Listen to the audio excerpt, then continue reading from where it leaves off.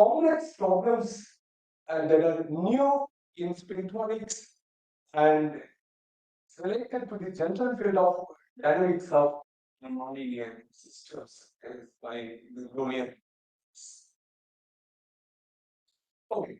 So now the synchronization of oscillators are interesting from a fundamental point of view and also with a wide range of applications in physics, biology, chemistry, and even astronomy systems.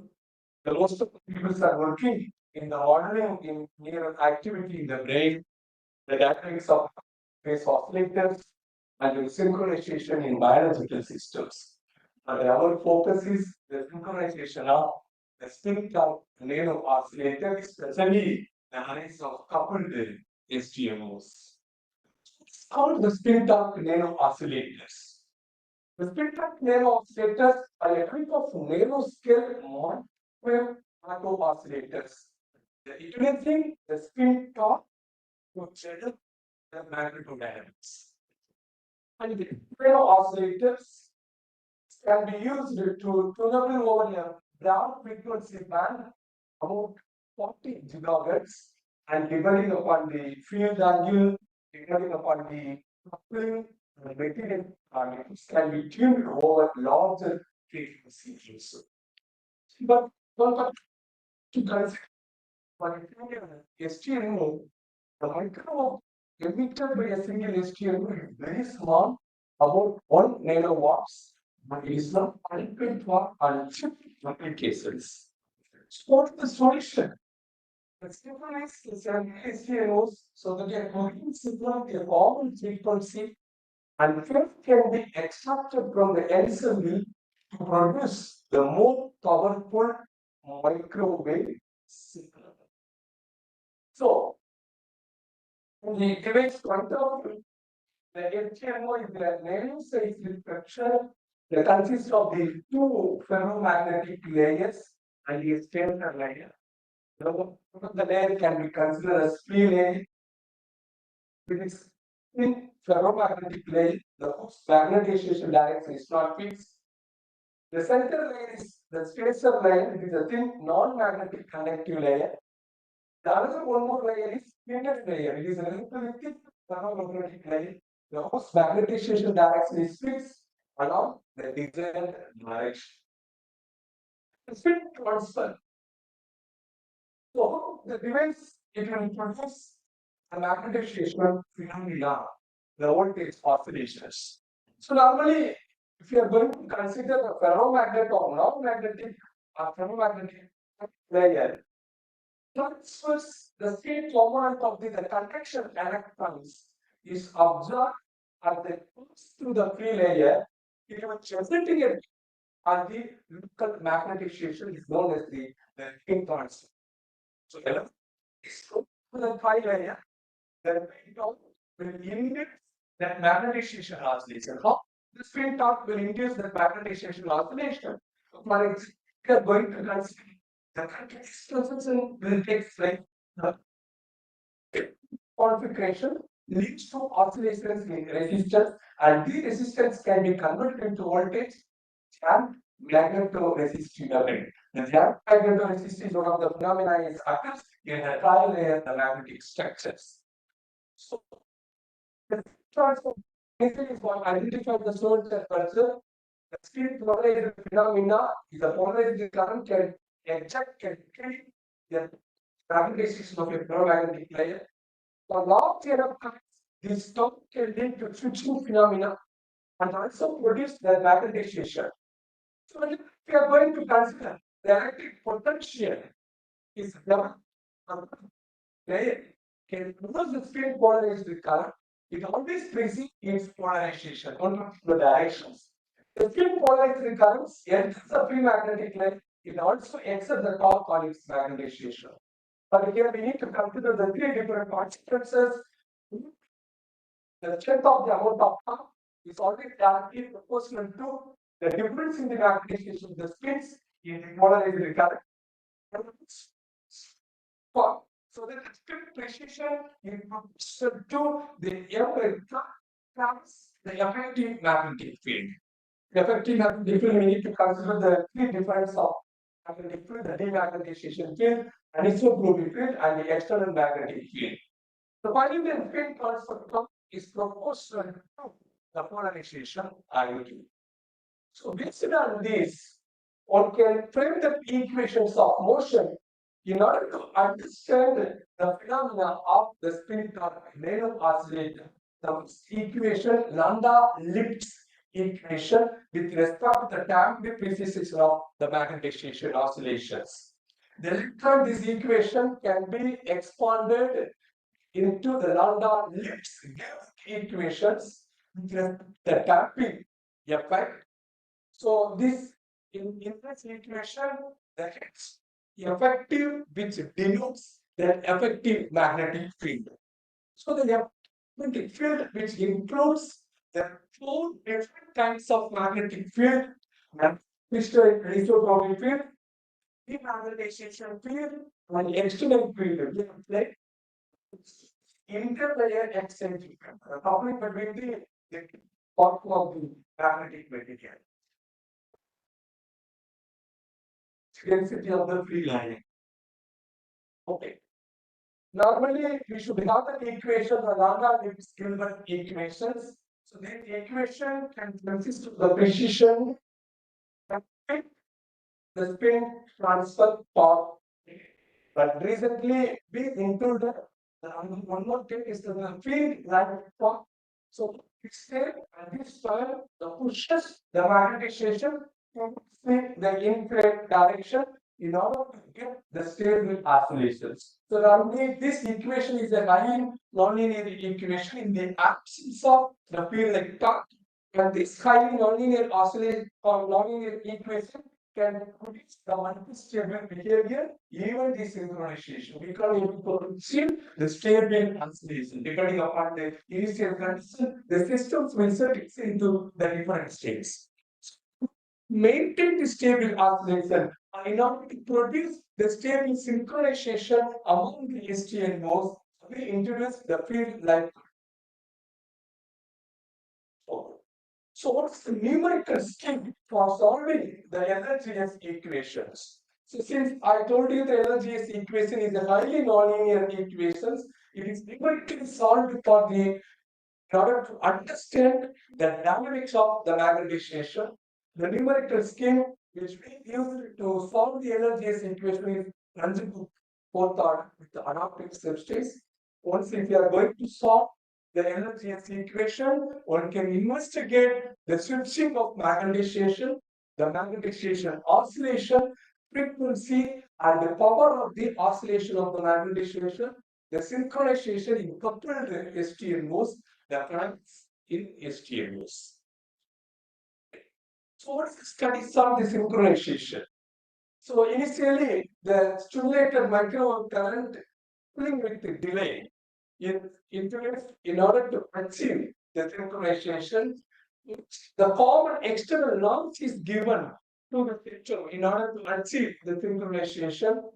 But very rarely so introduce the common external periodically driven magnetic field and the field like in synchronization. But in all these cases, the system will always produce the multi-stable behavior. It is only depends upon the initial conditions. So this is our model. That is the one-dimensional arrays of the N STNOs. They electrically pulled in series with the all-to-all coupling. So this is the system of equations we consider. The LHS equation that governs the magnetization of the free layer of the MTN nodes. So here the effective field again with respect to the applied magnetic field, with respect to the field angle, and also that anisotropic field with respect to the z direction. So here we focus about the two different parameters.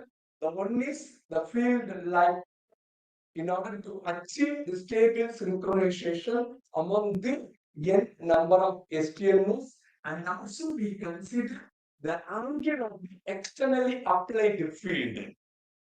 Okay. So here I told you this is the current coupling. So that can be considered I of J can be considered the constant DC current with respect to the resistive coupling. So now this is the DC and the beta delta R means the change in resistance. So the input I0 is known as the DC current. Here we took the two different resistors. One of the resistance is for parallel configuration. The other resistance is the anti-parallel configuration. So initially I told you the parallel and anti-parallel motions will create the oscillations dynamics. Okay. So how we started? So initially we consider the two STMs. So in the absence of the beta is 0.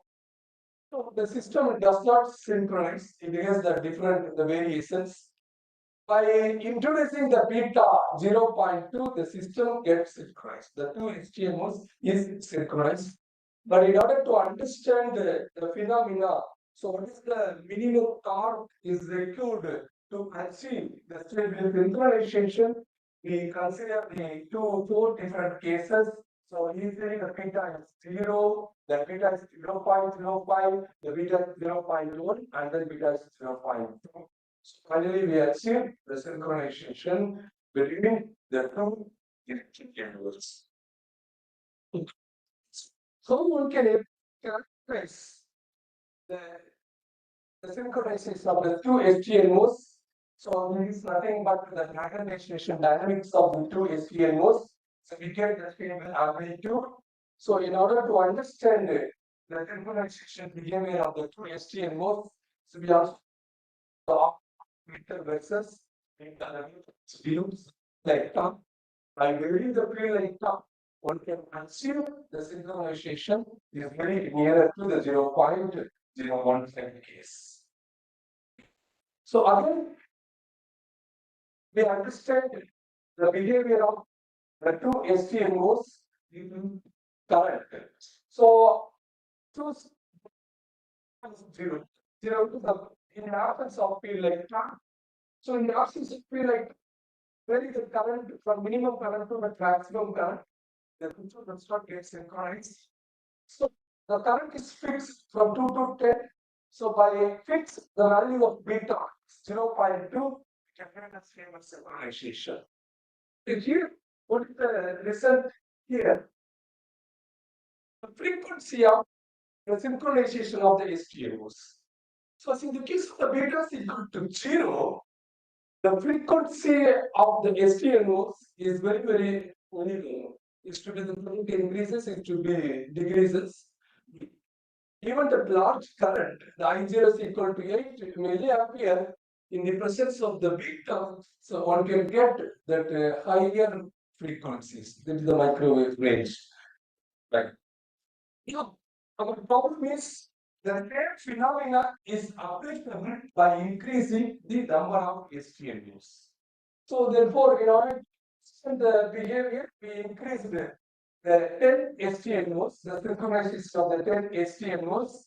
So by increasing the 10 STMOs, I feel like it plays a very important role in order to achieve the stable synchronization among the STMOs. So again, we understand that by increasing the field like that, we can get the larger frequencies. The further, we also extended the phenomena for the synchronization of the non-STMOs by controlling series. So here, what is the properties? So if the beta is equal to 0, the field angle, the external field angle is 0, all the systems is not synchronized, it has the different amplitude variations. But even the theta is 0, in the presence of the field like torque, again we get the same phenomena. The last case, the beta is 0, the field angle is 6, again we get the same phenomena. Problem is, once if you are going to increase the oscillators, in addition to the field like tau, we need to tune the external field angle, get the synchronization. Now, it can be understood with the help of the stereographic projection. So the black dots which denotes the systems having the different amplitudes by varying the field like that. So finally we can get the stable synchronization for all the n number of oscillators. So here also we understand that even the in current is 2.5 milliampere and the theta h is 6 degree. So we can get the stable synchronization which shows the coherent order parameter. It's 1, but the theta h is 0. So we can't able to get the proper synchronization among the 100 number of STOs. Again, the same phenomena. So here also we plot with respect to the theta which is x-axis, the y-axis which denotes the promoter order parameter. Here we varied the value of the beta. So the beta and the theta which plays a very important role in order to achieve the stable synchronization. But so what is the main phenomena? The another one more phenomena. So the 100 number of STNOs, even the beta is increases, the frequency is also increases with respect to the amplitude of oscillations is also increases. The stable amplitude will be achieved. So how one can able to understand the synchronization among the STNOs analytically. So the numerically our results supports one can able to achieve the stable synchronization to the field like torque and field hanging. Now, how one can able to understand, how one can able to match our numerical results. In order to match the numerical results, we also carried out the stability analysis of the synchronization of STNOs through the master stability function. In this region, we consider the original equations can be written the stereographic projections. Stereographic projection is a complex plane, and these complex plane equations can be converted into the real and the imaginary part. So now, after coupling the real and the imaginary part, we have coupling tape. The coupling tape, which consists of the resistive coupling, that current coupling. So finally, so we got one variational equations, and this variational equation, which denotes the Jacobian matrix, and the K denotes the matrix that results from the linearization of the coupling tapes. So what is our understanding is, so whenever the synchronized oscillations are said to be stable, when all the transverse Labrador exponents are negative. So the transverse Labrador exponents is nothing but the exponents is associated with the linear equations from the original equations. So this is our results. So we fix current I0. So in the absence of field like torque, the system does not get synchronized. It always having that positive value. But in the presence of the field like torque, the system gets synchronized. So which indicates the positive from to negative. So this is the region which indicates the stability of the synchronization manifold. So here we fix some same curve and also varies the presence of the field like torque. So if you are introducing the field like torque, initially it becomes 0. The system does not get synchronized. But once it's reached around the 0.14, one can get the transverse Laguna exponent is negative. So our results is matched with the stability analysis through the master stability function. The next, finally, I would like to concentrate about the output power, the corresponding the n number of STNOs. So normally the power can be considered as the V squared by 2 RC. The V squared can be written as with respect to the resistive coupling in our circuit. The time power is also we derive. The average power of an STNO in the control number of STNOs is calculated in both desynchronized state, the synchronized state with respect to that particular angle. So what is our result? It shows that this is the output power of an STNO in the desynchronized state and a synchronized state. So now theta is 6 degree and beta is 0. We get the power is for the 10 milliampere. This is the power. But in the presence of the field like torque, we get the power is almost 2 times 1. So we fix the larger current. The power is 0.247 nanowatts, which is about 2 times larger than the power when beta is 0 in the absence of beta. So now CMOS in the synchronized state, is n² times higher than that of a single STL node. The presence of the field like torque field argument, the power of the 100 synchronous STL nodes may reach 2.47 microwatts, which is called desirable. So, what is our overall conclusion? The complete synchronization in active coupled ST nodes with perpendicular magnetic anisotropy by considering the field like torque and tuning the direction of the external magnetic field. The field like, what is our understanding? The field like torque is sufficient for achieving the complete synchronization between the ST nodes. Output HTML is also calculated in both desynchronized state and verified that it increases the more than 2 times in the synchronized state. So the field like torque and controlling the direction of the external magnetic field, one can bring a complete stable synchronization in a one-dimensional array of n serially connected and electrically coupled STMOs with perpendicular addition. So these are my references. Thank you.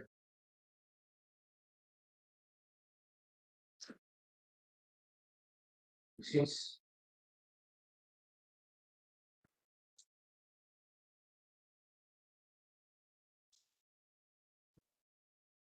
So are you using the actual equations or dimensions?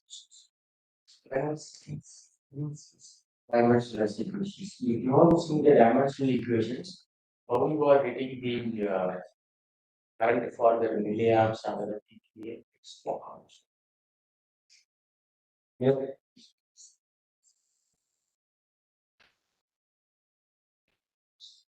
Actually, we are implementing the value of current in milliamps. How am I using the dimensionless equations? In general, the magnetic field is the resistance value and current value is taken into dimension. And the oscillators is dimensional. It's one dimension. Mutual coupling or wait. It's completely only. Boundary conditions, right? There is no boundary analysis. So the kind of synchronization which you are telling is complete synchronization. It's a complete synchronization.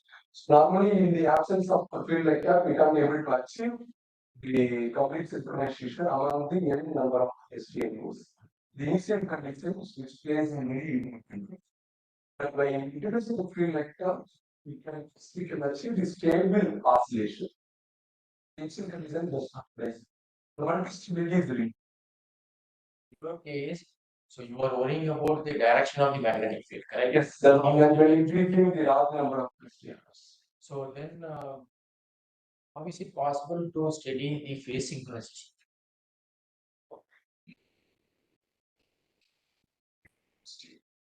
Thank you, sir.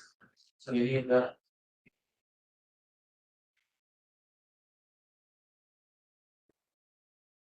Initially shown in equation was the energy equation initially shown in equation. Actually, it is a one dimensional, two dimensional. It's a randomization is a MX MOMB. Two-dimensional equation you apply from something. So is that fine? It will not get any error while the theory is solving. You are using that Rajagupta method is a optimized method. So it's the RKC. Okay, that's fine. It's the error. There is any other question to No. you are using your case equations.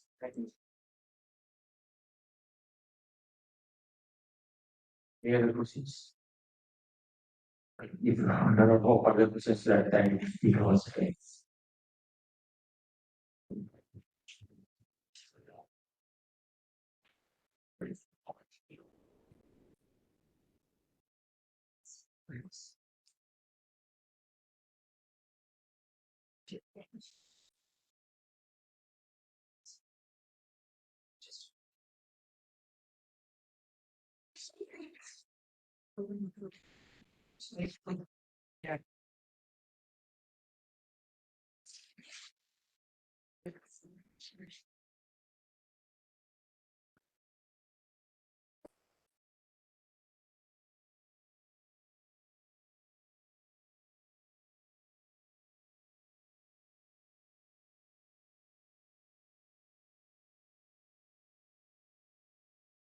That's all. When specifically is Professor Nandal Kumar Sinha, he's going to talk about multi-parameter aircraft images.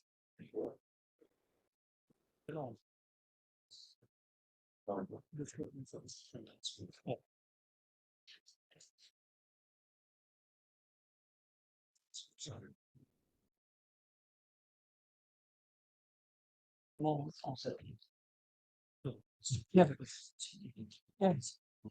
Yeah, you can. Yes.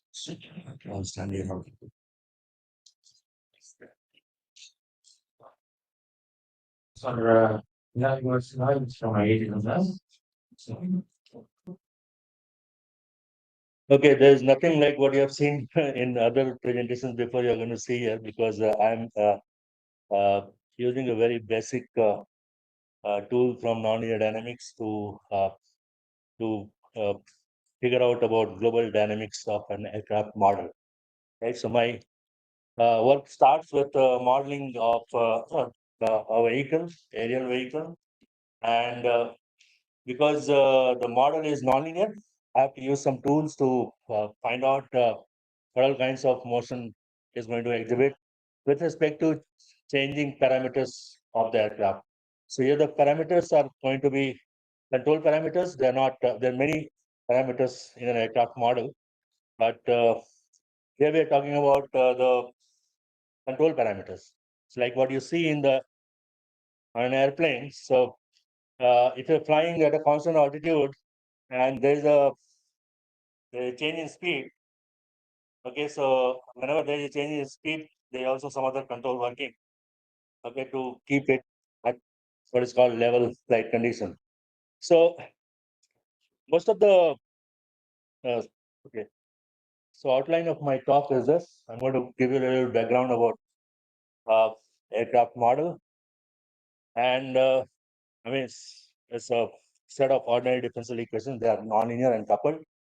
So there are almost like 12 equations that one has to solve simultaneously to get any idea about the motion of an airplane. Now, of course, you know the motion of airplane, but you want to simulate that, right? So that we could also simulate some of the motions that do not occur in actual flight.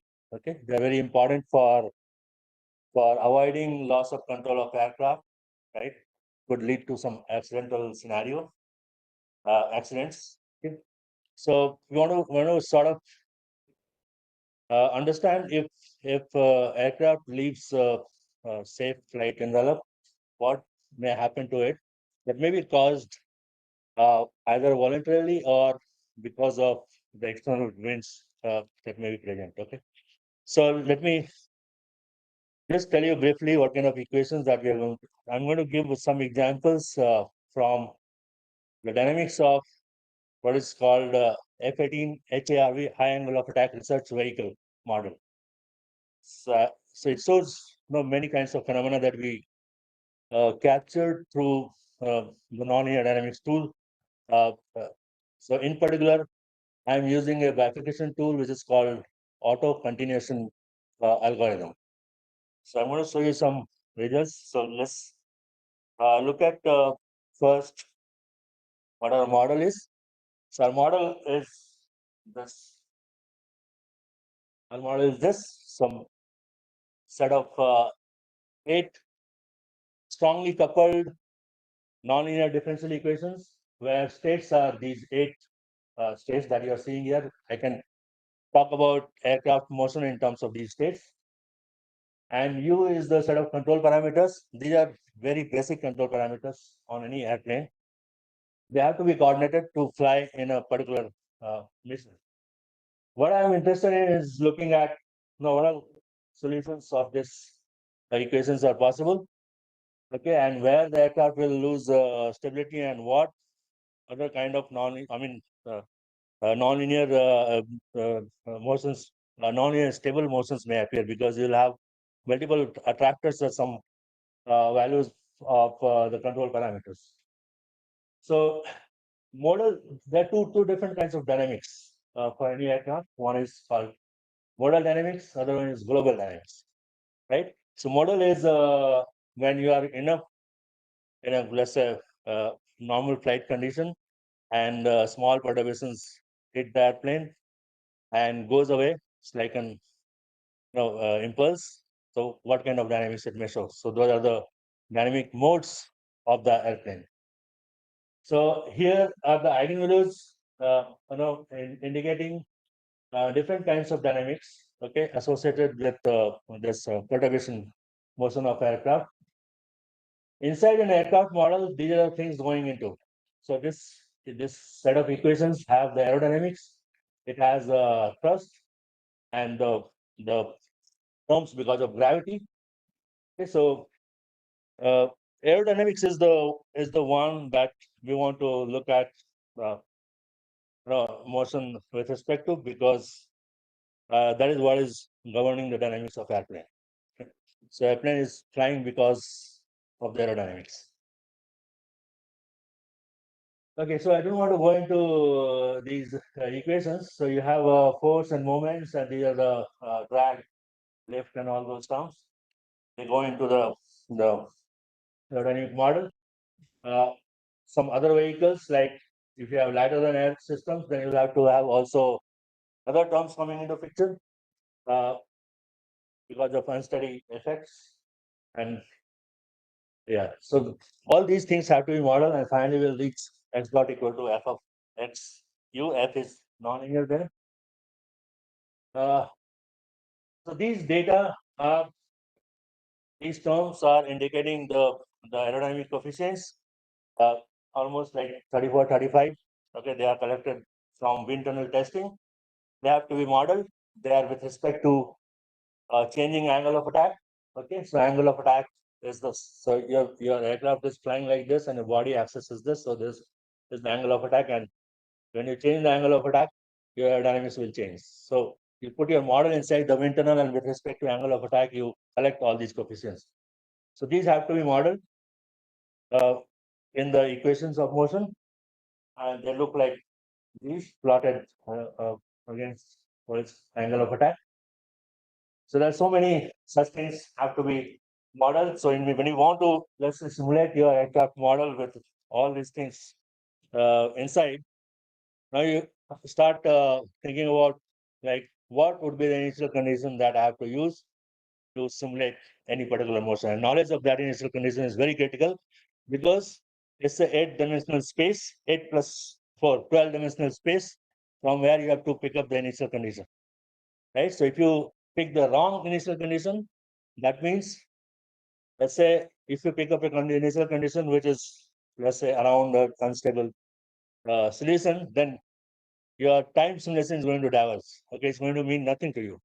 So knowledge of initial condition is extremely important, and sometimes when we do not have the knowledge of the motion itself, how do we know the knowledge? How do we have any idea about the initial condition, right? So first we want to figure out. So that is where the role of nonlinear dynamic space tool comes into picture. So you have to, first of all, chop out the global dynamics in terms of the steady state, multiple steady states, stability, and then it will be easier for us to pick the right initial conditions, and so we can use them for numerically integrating these equations, right? So to capture particular phenomenon. So these are other data that also go into the aircraft model. Okay, you have the limits on the controls, and so there are configurational parameters for the model of F-18. Okay, so one can do simulations very carefully. One can do all these things. Okay, it's not so uh, uh, so difficult, I would say. Known motions can be kind of simulated. Even here, you have to be careful about choosing the right initial conditions. So there are some sample examples of simulation where uh, uh, where you have been careful about choosing the initial condition, or also they are probably calculated otherwise, not using the tool that I'm going to talk about. You see that all of them are stable, so converging, right? So that means I would have chosen an initial condition which are nearby stable operating condition. Okay, so we can do all these things using the model only up to that point. Okay, we do not know what will happen if we exceeded some of the limits, okay, on the states or the controls, right?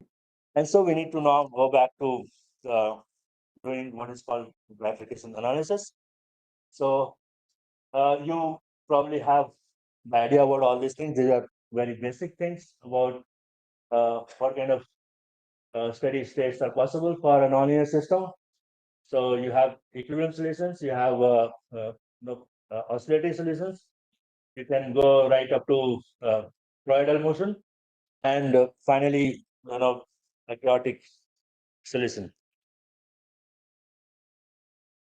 Okay, so stability of equilibrium solutions are based on the eigenvalues of the Jacobian matrix of this system. Okay, so you have a model linearized around equilibrium solution, and you can look at the eigenvalues of the Jacobian matrix, and from there you know the stability. Okay. Bifurcation types. So for periodic solutions, you need to deal with Floquet multipliers. For equilibrium solutions, you need to deal with the eigenvalues, and different kinds of bifurcations will take place. Okay, so if eigenvalues are passing on the real axis, okay, from left to right, then you have what is called static bifurcation. When you have a pair of complex conjugate eigenvalues crossing the imaginary axis, at some critical value of the changing parameter, then you have what is called dynamic bifurcation. That deals into origination of limit cycles. Once you have these cycles, now bifurcations of cycles itself may happen, right?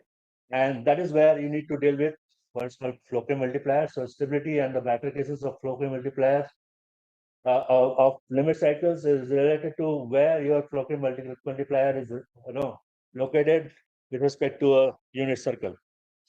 So these are these are textbook items, so they are available in the textbook. So these are the bifurcations of equilibrium solutions when uh, the single real eigenvalue crosses imaginary axis through origin, and several such things may happen to the system. Okay, so all of these can be captured by what is called a continuation algorithm. So you use the continuation algorithm, supply the starting point, which is a steady equilibrium solution. From there, if you give a run with respect to a parameter, define the limits of the range of the values of the parameter, and you just give a run from the starting point. It follows this algorithm is based on using predictor and character step, and so single parameter uh, uh, variation will result into uh, 4-dimension one bifurcation. That is called standard bifurcation analysis. Now, standard bifurcation analysis does not suit to the practical conditions in which practical operating conditions in which an aircraft flies. When the design of an aircraft is done around a particular operating flight condition that is in which you fly normally. So those flight conditions are constrained. Okay, so in a way that you will notice that your wing is straight, it's not going up and down. Okay, so when you're flying a cruise flight condition, and also it's not going down or up, it's going straight. Okay, so those can be converted or formulated as constraints on the state of the system, which I've written here as g of x equal to 0. So I want to do a bifurcation analysis of aircraft or any similar model for another system in these constrained operating conditions. So what do you do now? So you have to find the solutions which will always satisfy these constraints. So steps that are followed is compute. So normally you are restricted only to this point. Okay. So most likely you not have. I do not know. There is a co-dimension to application. So I don't know how otherwise they are computed. But here, the step that we follow is to add these constraints to the original set of equations and solve them together for the steady states. And so this is the step one. So we are normally using continuous algorithm to solve for steady states and linear stability both, right? So adding these extra equations demand that we need to have some more equations, as many more equations, so that, and also coupled with the rest of them, so that they can be uh, computed together. So when we add this, we free some of the control parameter. Like here, we were changing only one parameter out of these u and p both. Now I'm going to release as many of these parameters that were earlier not changing, and solve this set of equations together for the equilibrium solutions. And so you find variation of the other three parameters as function of the changing parameters, and you can consider them as scheduled. So scheduled control. So if I'm changing, let's say, one control in the first case and we kept others fixed, I found for codimension one application. In the other case, if I have to, let's say, have two constraints here, then I have to free two control parameters so that this problem is well posed, and one of them has to vary along continuously anyway. So you'll find this kind of schedule, okay? And this schedule, the variation of the control parameter in the free function of u. Now, if I change u in a continuation, this is also going to vary with u as some function that I already computed. And so it now does continuation of this augmented model with the schedules included, and gives you bifurcations in the constrained flight conditions. Okay, so there are some issues about how do you figure out if the constraints are being influenced by the controls that are available to be freed or not. So there you have to take the lead derivative, and that will tell you that. And also, if there are two of them influencing the constraints together, then which one to choose. So that can be done by taking the lead derivative. Okay, so this is the two-step approach, which is not because of the is basically the limitation of the software, not because of anything else. But there is another equivalent software in MATLAB that's called MATCONT, which also does the continuation of steady states, but that has its own limitations. So here you can actually compute the limit cycles also in a continuation. There it's not possible to compute the limit cycles and bifurcations of limit cycles. Okay, so now what is that? What is it that we are trying to find out? Okay, so there is a generic schematic which tells you what all kinds of different kinds of motion as a result of nonlinearities you may expect as you change your parameter. So with changing angle of attack, a lot of aerodynamics changes, and these are the boundaries which tells you that from here what kind of motion you will get into. Now, if you increase your angle of attack further, or by chance if it happens to be in that zone of what is called angle of attack. Right? So there are roll coupled problems there. So there's a normal flight regime. Okay, so you go beyond that, you run into through stall angle of attack, you run into further higher angles of attack, and you get into motion called spin. Spin is a very complicated, complex motion, and there are deep stall and roll couple. So these maneuvers are very roll maneuver is a very important maneuver for a fighter airplane. Okay, so you want to look at what are the limits within which you have to keep your airplane so that you don't run into nonlinearities associated with this maneuver. So here is a picture. Uh, so this is a picture of continuation with respect to elevator, and you see there's so many bifurcations taking place. So you have unstable part here, so dashed dotted branch are unstable solutions. Then you have half bifurcation here you have a pitchfork and so on. So you go up to this point, you see that there's also a very at very high angle of attack, there is a branch of limit cycle solutions. The circles are stable limit cycles. So stable limit cycles are attractors. So your aircraft may end up getting there. So once you know this picture, now you can do a time simulation by collecting the information about the initial condition from this plot. Okay, that is where again it becomes useful, but I can read through what may be happening to the aircraft because I'm very used to this kind of plot for aircraft. Okay, so now looking back at the multi-parameter flight dynamics. So look at the state and level flight uh, condition.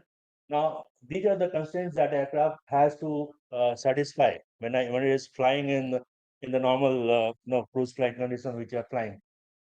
So here we do a first step and compute the variation of thrust with respect to elevator. So now when I change elevator, my thrust is also going to change. Okay, according to this schedule. Okay, so that my aircraft is level flight condition. There also bifurcations happen. Okay, so you can identify from this sketch also you have only probably this part in which you have to fly to avoid the instabilities. Okay, so now I can design my vehicle by doing this exercise, accommodating many other configurational parameters. I can design the vertical tail. I can design the what is called horizontal tail. You would have seen so many surfaces are there on the airplane, right? Okay. Now manipulating the continuation algorithm has become now my interest. So I go on now, now solving some control problems using uh, using the continuation. So how do I? So there are several other problems related to multi-parameters continuation I have solved before. I don't want to go there, but this is very interesting. That is very recent. That I wanted to once I get into the spin motion, and in the US they have actually flown the aircraft into this motion and it drops like dead weight. It hardly has few seconds. So we want to do control of this motion. And so just by looking at this picture, it gives you an idea what once an aircraft is there, what would you want to do, okay, to control it. Okay, so let's say I pick a point is this, and then uh, then try to bring it back to, let's say, what is the level flight condition by exercising this kind of so they're computation of how your these variables should change with respect to elevator so that you will be brought back to a level flight condition. So these are the some of the schedules. Okay, so these if included in the second step, okay, will give you a nice path through which you can bring your aircraft back to level flight conditions. Okay, so this is called open loop guidance law design, and it shows that you have recovered your aircraft to level flight condition from a spin condition. Uh, okay, so uh, this is all I have. So thank you for Okay.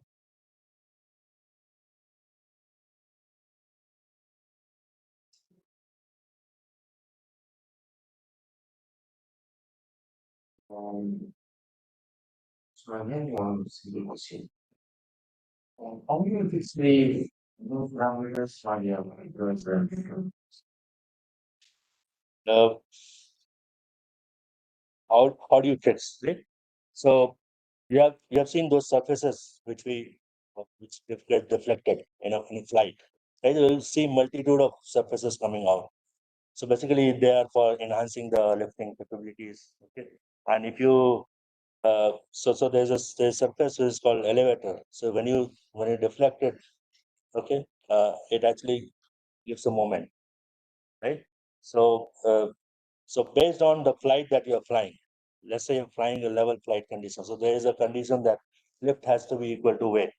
So lift, as much lift has to be produced as is the weight minimum, right? Or in a steady state condition, that is the exact condition that you have to satisfy, right? Now that lift is a function of velocity and also a function of an angle of attack, right? An angle of attack is directly related to elevator. So there's a equation for that. So when I change, let's say, speed by increasing the minimum of the engine, so what happens? The aircraft will start accelerating, right?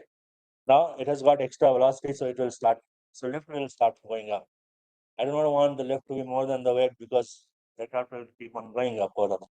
So to curtail that, now there are two parameters. So one of them is angle of attack that I have to now uh, reduce. So it compensate for the change in the speed. And for that, you need to change the elevator. So we know a priori what kind of mission we are going to fly. So if you're flying, let's say cruise flight condition, then I have to operate them both together. And I want to study the dynamics of aircraft in that particular constraint dynamics. So in actual flight simulators and everything already incorporating all these controlling mechanisms. They do have all these things. Yes.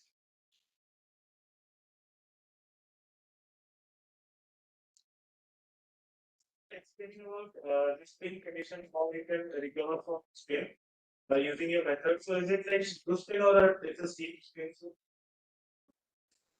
This is called a falling leaf spin.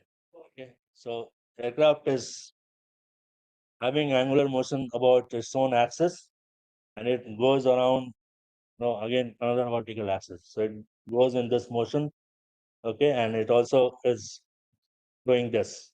So oscillatory means oscillatory, right? And it has an angular motion on top of this. So it's a very complicated thing. And it starts coming down like this, and it takes about 4 or 5 seconds to. Pilot does not have any control over this. Using this technique, actually the aircraft itself will manipulate its That will be like auto mode, right? So if I know that I've gone into spin, I'll just press that button and I can probably recover.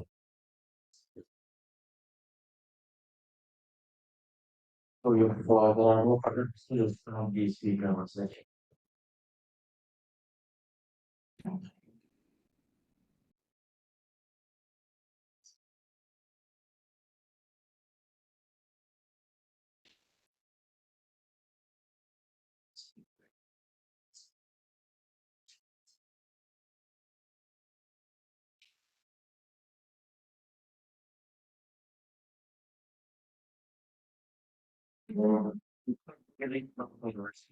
Yeah, you know.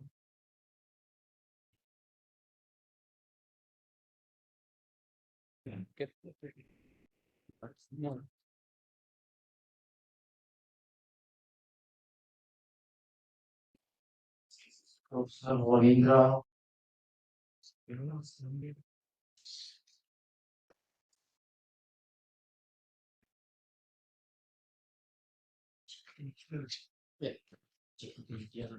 yeah.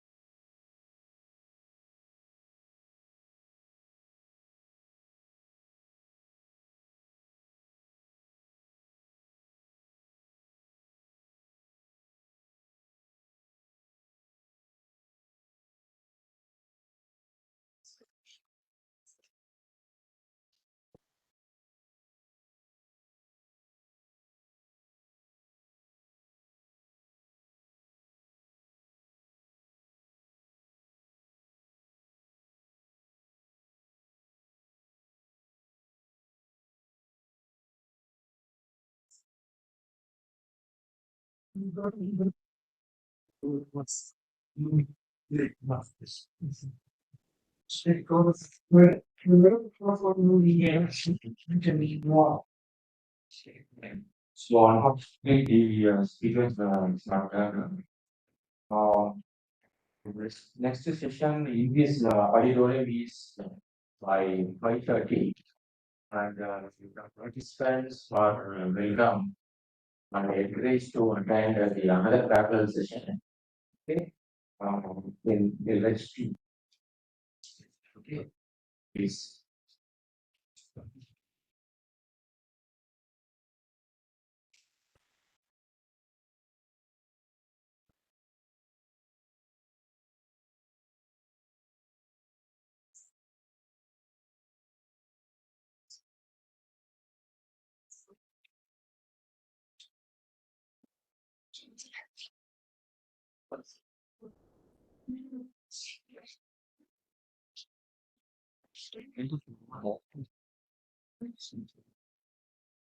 Lungs.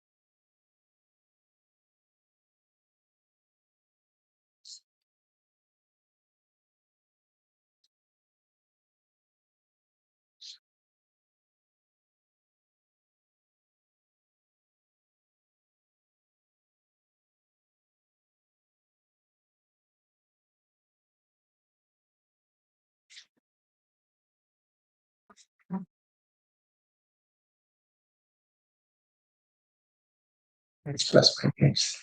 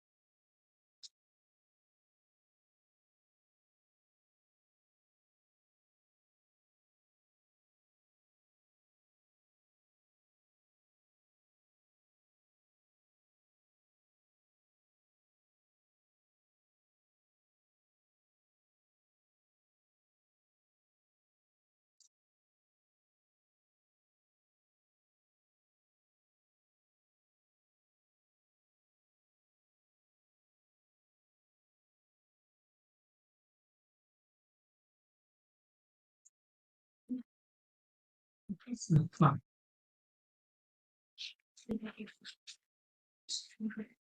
Yes.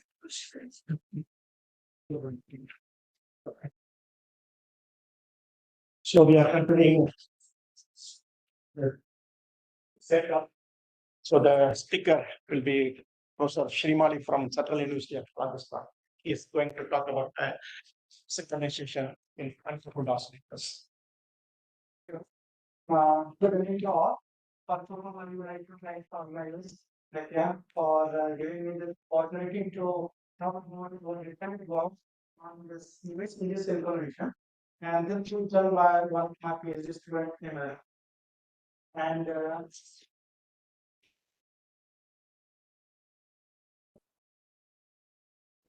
so in this talk, I briefly introduce the concept of the noise-induced information in local oscillators, which was initially done in around 2002.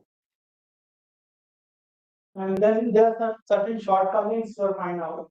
And I will talk about the regulated noise information in the static oscillators, which is my first the intermittent noise, which can ignore this information in the uncoupled oscillators.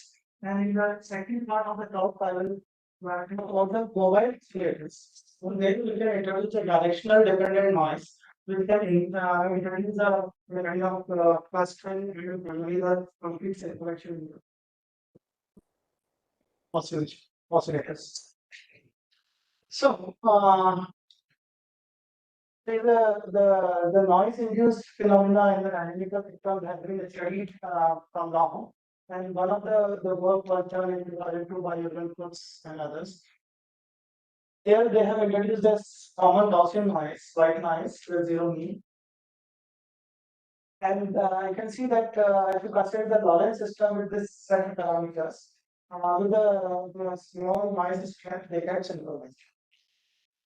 And for the synchronization region, what you can do is you can find out the mean synchronization value, which is the brief Euclidean distance between the relative synchronized space.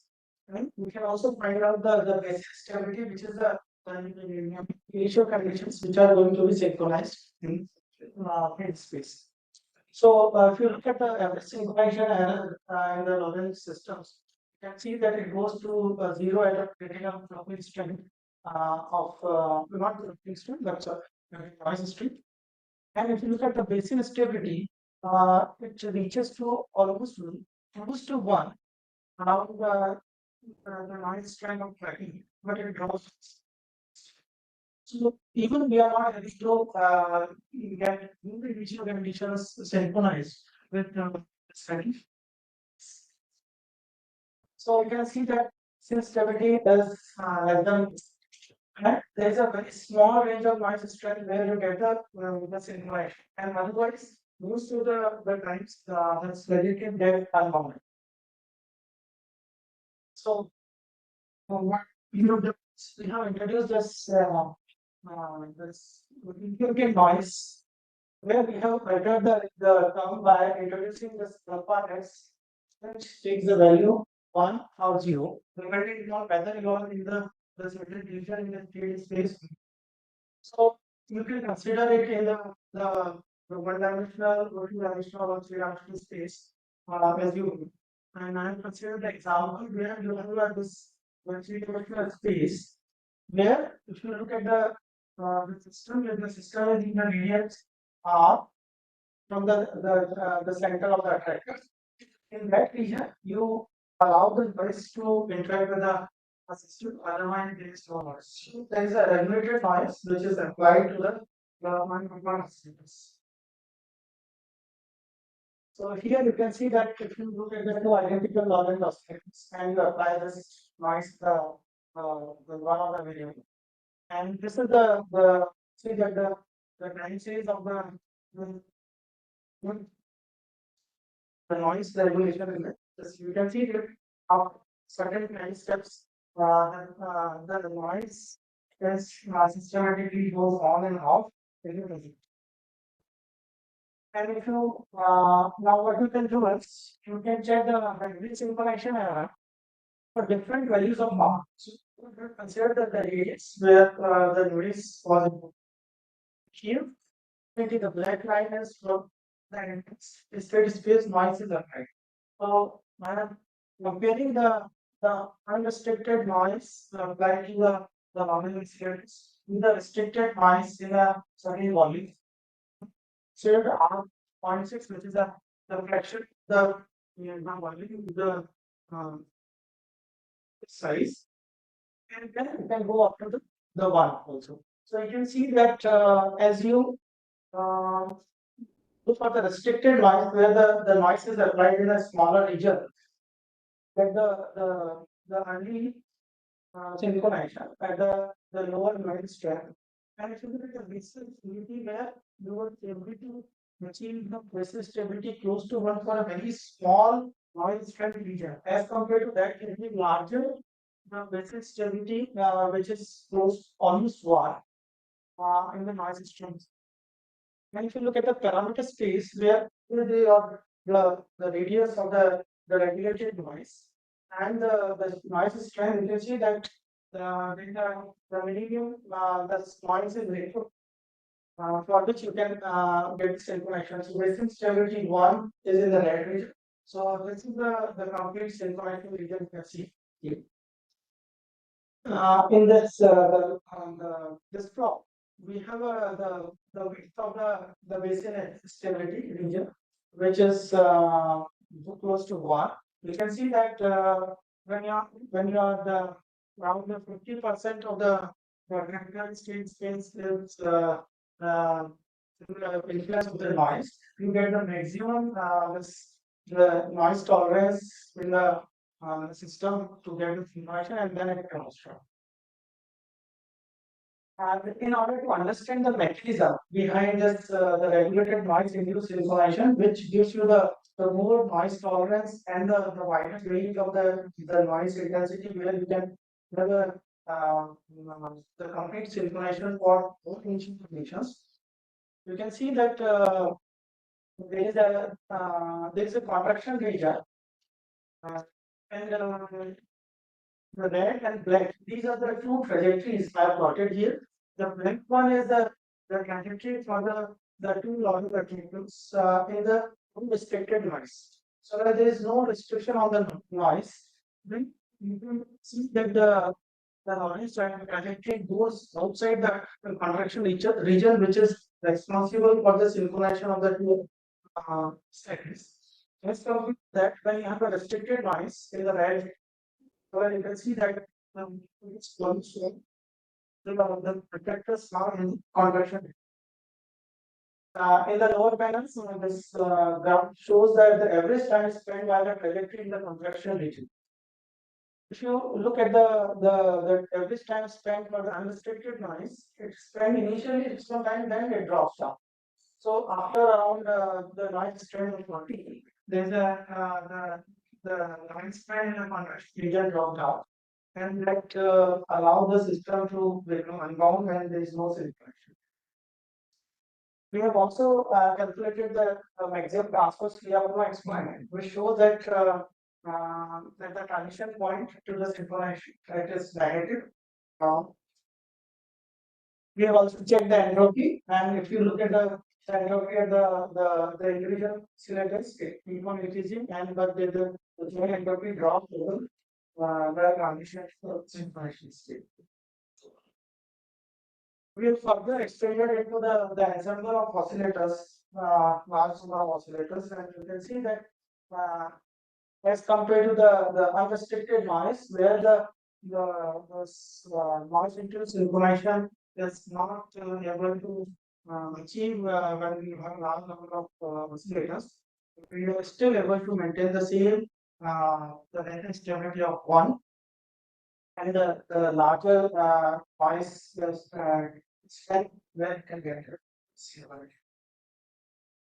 So from the first, if you look at the taking message, which is that the with this restricted noise, we are able to achieve the basic stability. What means that almost no initial conditions are going to get us synchronized state, and the more noise tolerance as compared to the unrestricted noise. And because of the trajectory is still remain in the convection region, which is responsible for the synchronization.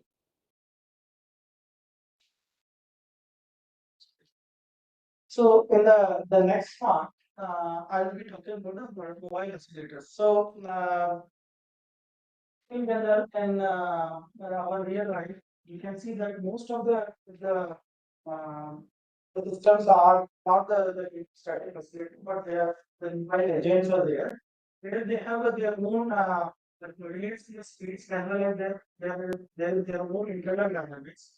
So what we can do is we can look at the kind of synchronization of the internal dynamics with these kind of mobile agents. So here I am going to discuss the similar widget model, which is motivated from the biological systems where we are looking at the emergent corrective behavior.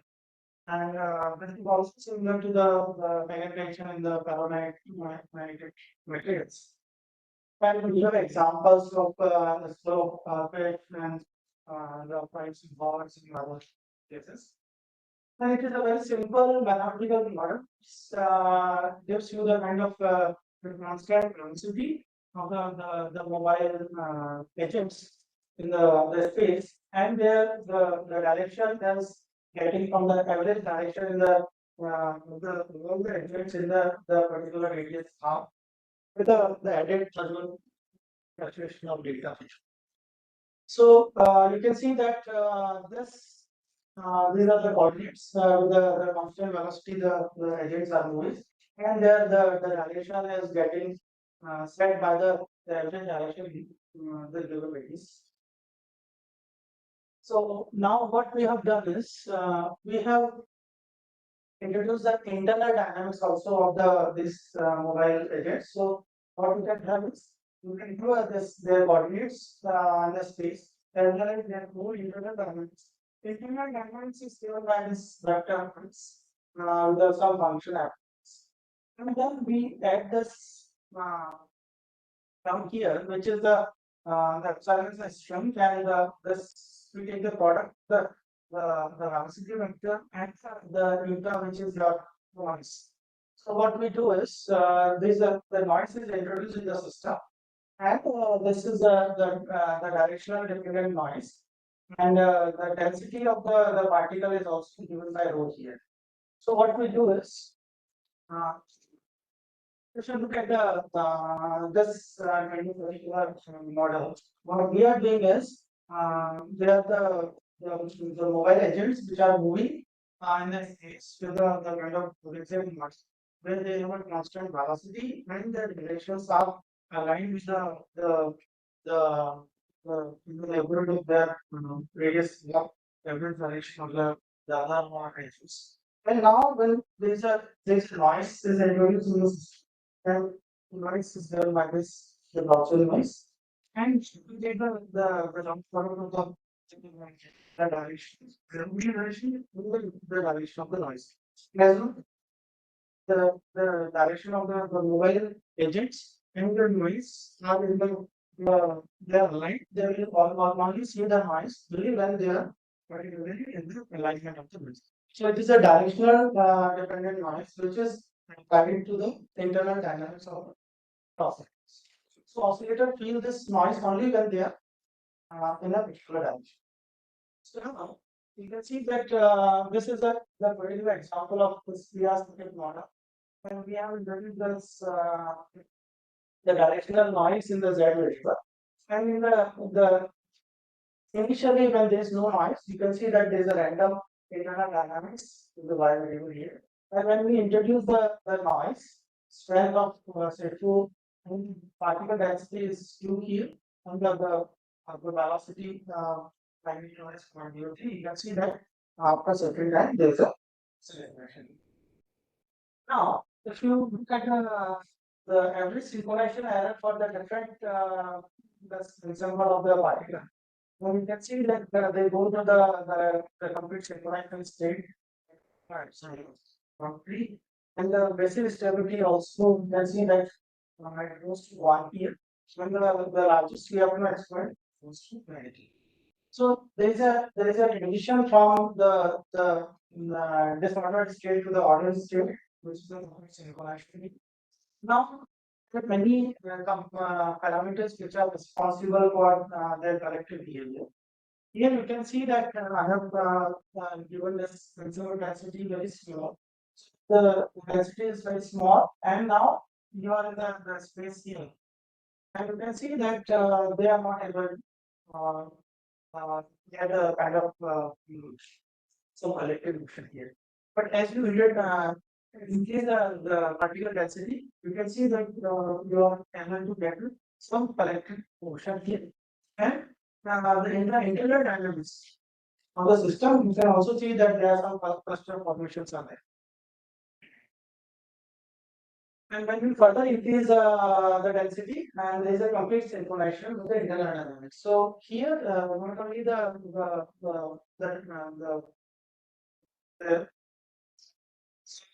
is the spatial movement of the objects. The internal dynamics also get set. Now we have also checked that the number of agents getting synchronized with the increase of the density of particles in the system. Like changes, and we have also taken the number of behavior there with exponent 0.68. And which information you can see that it is the same the density not now we have the density of particles, that is one control parameter. Now there is the strength, the noise strength, and the radius where the external the motion of the agents with the mixed model, they are getting influenced and they change their direction alignment in a particular radius. And this velocity magnitude also.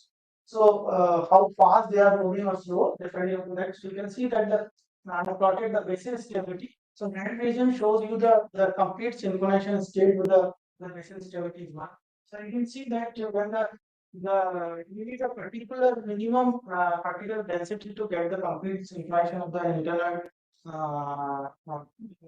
dynamics of the system. And that is only in a particular range of the external placement, and not before or after that you are getting the synchronization.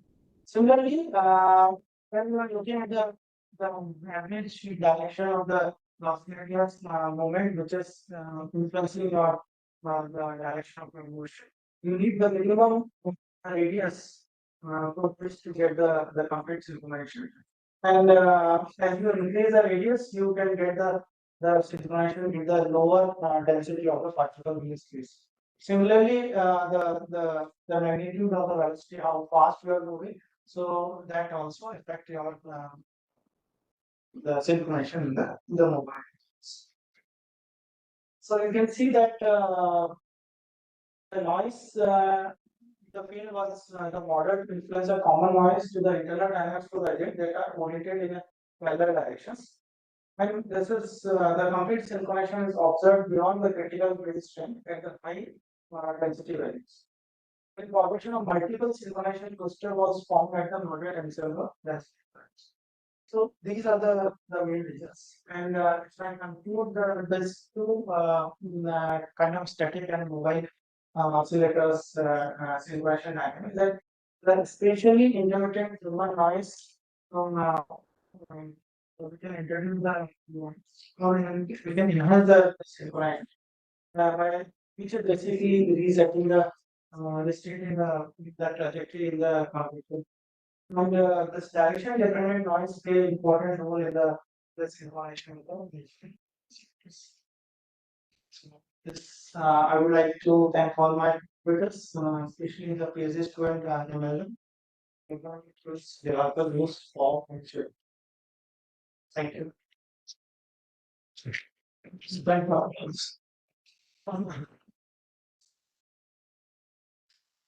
You're almost 10 minutes.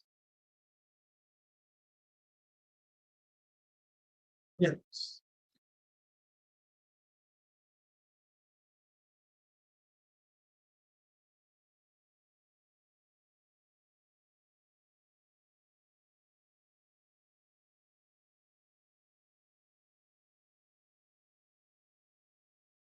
So in the vision model, the noise is already 10, and then you have introduced direction dependent noise.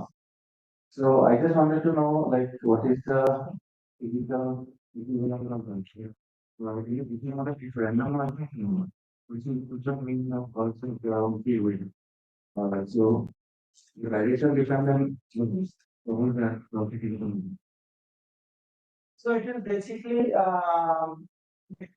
which are the your mark. And here you have this only this global fluctuation data theta that is there. And now what you do is you introduce the noise.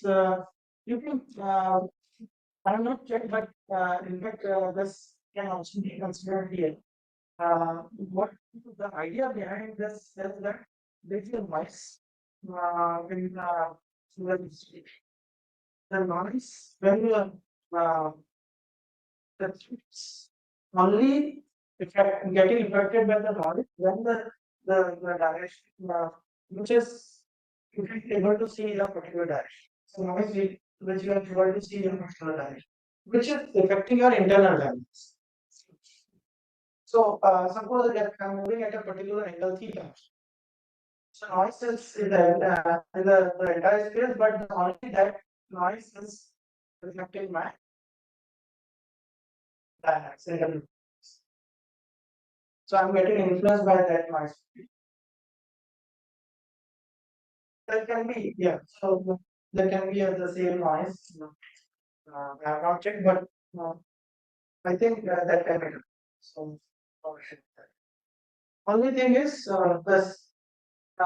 What we are doing is the movement accelerators with the exact model where your coordinates are changed with the constant velocity and angles are reset. That is the one part. But this is internal dynamics also of the system. And internal dynamics, in the internal dynamics, you get the noise. Okay. So that noise is only the directional noise, which is like I'm trying to do the internal dynamics of the system. And that noise is only with the direction because you are moving in a particular direction. That noise is getting affected. So you are getting affected with this. If you are moving in another direction, it's not a noise. So that's why there's a stress information in the intermittent values and then you get the prescription. Yes.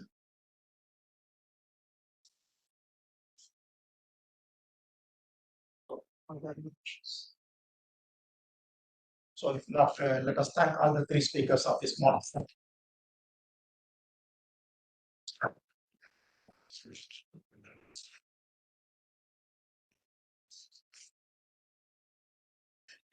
Come straight. Change from that access.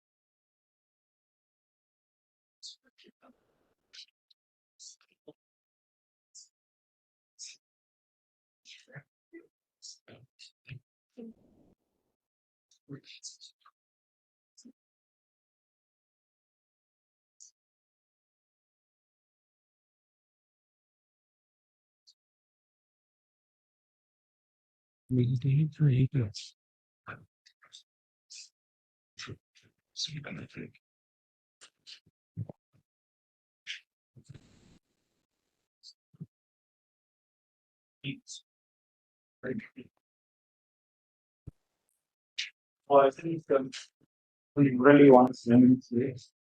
So we'll have 5 minutes break and start with them.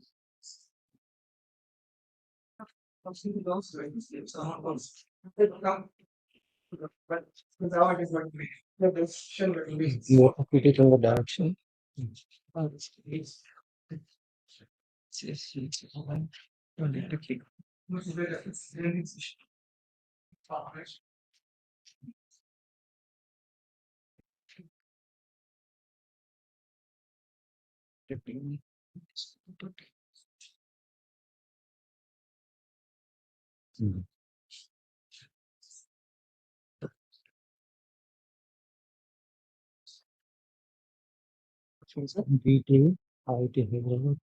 DT, DDEY.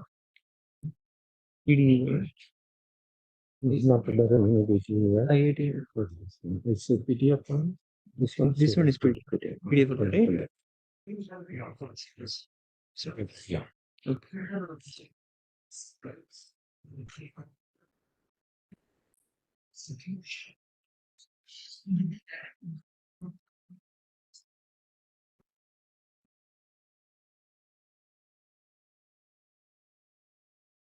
Sir, it's in this folder. Check it.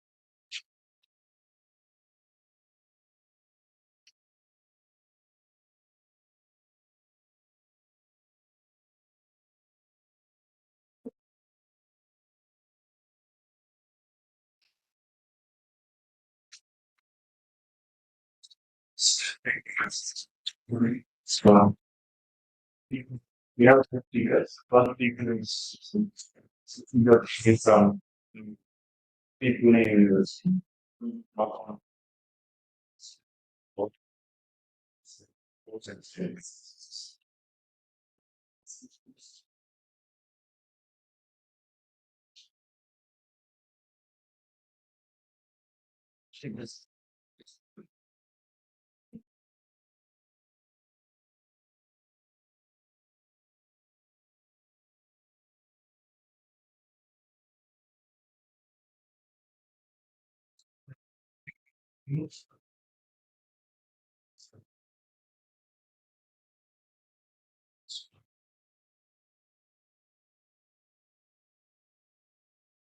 One of them notice.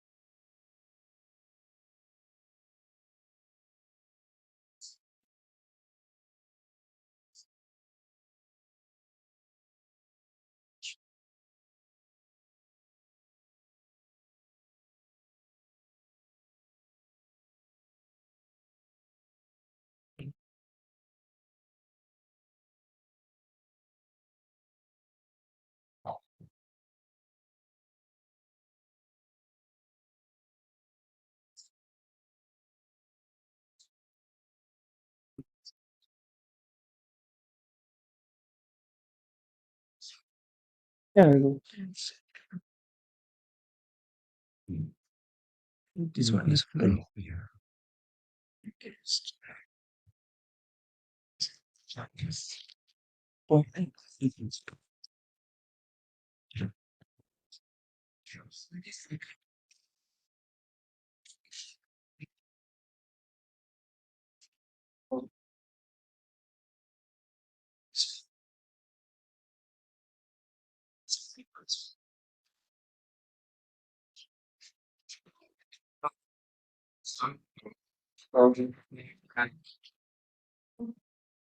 Yeah.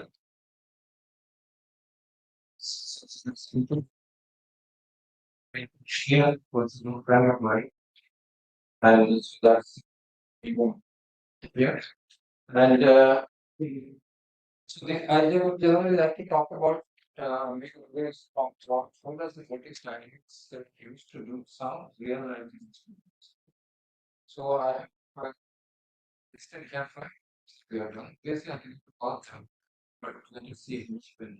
So these are the parameters. These three students, first three students.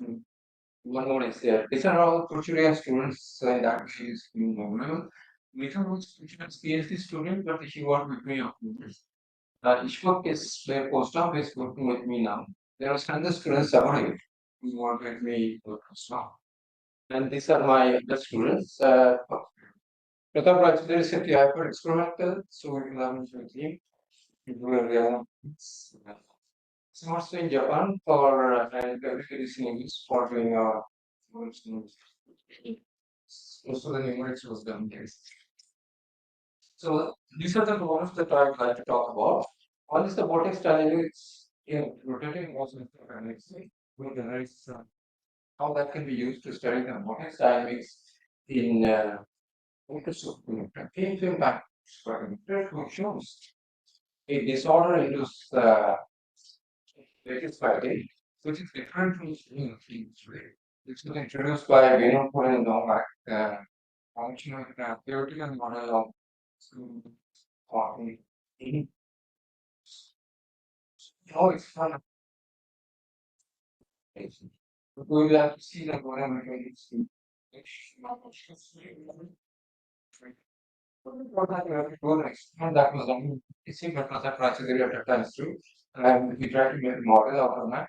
That we see that there is a correspondence between these two. The second is the fundamental rules for and persistent analysis to study the phenomena superficially, which is clear experimental stage, some of that, not all of them. And then we go to strongly correlated system, which is in the connection of conventional physics. So you know that nowadays you almost yeah. Uh, how does the vortex in this discrete models? These are the discrete models. Then there are some very interesting things which is coming up. Discrete can engage field to understand the emergence of novel phenomena and dynamic relationships in the organic investment system. Okay? And then finally, this is important about experimental. Yeah, I would like to talk about this before this because experiment wise, this is again very interesting. So it is with a simple example of you see that there are many things here. One is superfluid, one is the FTM experiment of type 2 superconductor, and this is the vortex that is the most instant condensate. All of them show the same structure, that is the angular structure, which is called as the aggregate. Even though the systems are very different, but they show that the underlying structure is the same. This is about this. Once these studies are so important, if you understand that this water cell is straight, then you have to apply current through this. Our idea is that we should increase the current as much as possible for electrification, particularly in the context of quality process cognitive. Nowadays, we don't care about high basis network too much because of this problem that you cannot go one is really well of which these big applications on same. So how to increase the critical current? We have to see that these bottles should not move. So that's why the spinning is growing. Okay. All right. So what is different problems? Get it down from one simple equation. And that is same, not simple equation. It's the same equation, graph equation. How do we do this? is by tuning some of that. Like for example, this is the on-site lattice potential. This potential is made up of many parts. One is the trap potential, one is the optical lattice potential. This is the most important one, which is try to explain that how do I study what lattice matching and superconductor. So we put disorder impurity. Disorder impurity is model in terms of the optical lattice showing disorder optical lattice, which is generated by a random solution on a general optical lattice. So this is the optical lattice that I use for theoretical calculation for uh, to obtain the random impurity in real life system. Now, if I want to study about a quantum turbulence problem, what I need is a uniform to the system, not the drop potential, which is given the space and noise state, not an excess space inhomogeneity. So I need a curve. So what I do is that I take a trap, unique trap. I don't put it square on, I do say x minus x square, instead of x square, I put it x equal to 50. So what happens is that this harmonic thing, it becomes like a cylindrical structure. So it is more or less homogeneous at the side, and then it's like a wall. So by doing all this kind of training, you can go from one system to another system. Similarly, for example, if I want to study this is another thing. If I want to do two-dimensional or one-dimensional problem, we'll do these things. Suppose omega z by omega r, then I have a pancake shape and that's it, which makes me a two-dimensional, also two-dimensional system actually. And then I can do a 1D system also. So for the same equation, you see that by tuning the track frequency or the how do I do the third one, the strongly correlated interactive system? I take again the optical lattice, make it only this one is very. So this is what we call the optical lattice, which model there is 3D transition back, electron and 3D transition units, which where I know that the electrons are still collapsed at the highways. So if I make them it very deep like this, then these are if they are electron, they will localized at this side and they can shock from one side to another side. So this is like this that is I can go over so let me go to one by one problem. Back to superconductor for surface melting. So these first two papers are actually what we did for this paper first, the first one, which we put a model how to explain the random December produced water excess matrix current. And then this is the paper with Mr. Prachudri. What we did here is that we made a synchronization between the experiment and the so basically whatever theory experiment he does, we try to simulate a similar to the thing in or numerical experiment. So what is that? Then it will be this experiment is what satisfying for say two steps. So this is what is called in the first step, the positional disorder order disappears, but the orientation order remains is changed.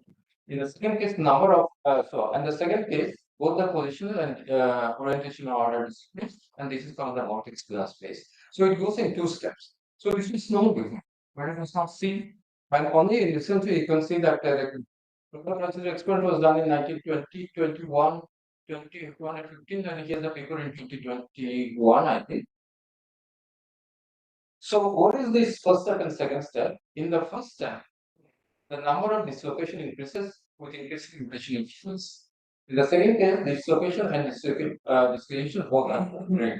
Now, what are those dislocation and these are actually the lattice defects.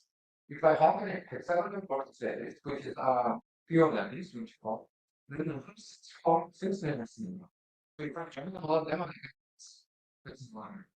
So when I get this, then I get lattice 4, it's 7. So what is the dislocation means a pair of nearest lattice parts like 5 and 7 modulation. Because they will stay close to each other.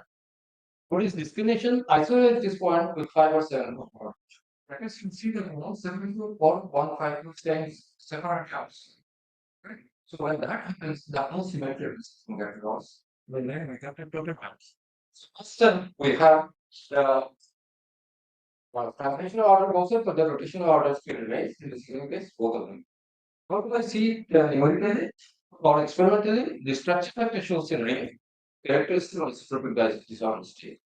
Then, of course, we calculate further, calculate the correlation functions, the orientational correlation function, and the positional correlation function.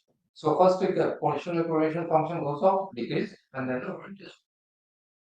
So what is the protocol? So this is of a single imperative. When I say that meaning of it, if I put a single imperative to the center, the cortex APM, like take it at the center, it goes it the spiral path and come and get pin to the impurity. Then when the pinning happens, vortex, this one is the vortex, this is the density, and this is the pinning potential, so they get pinned.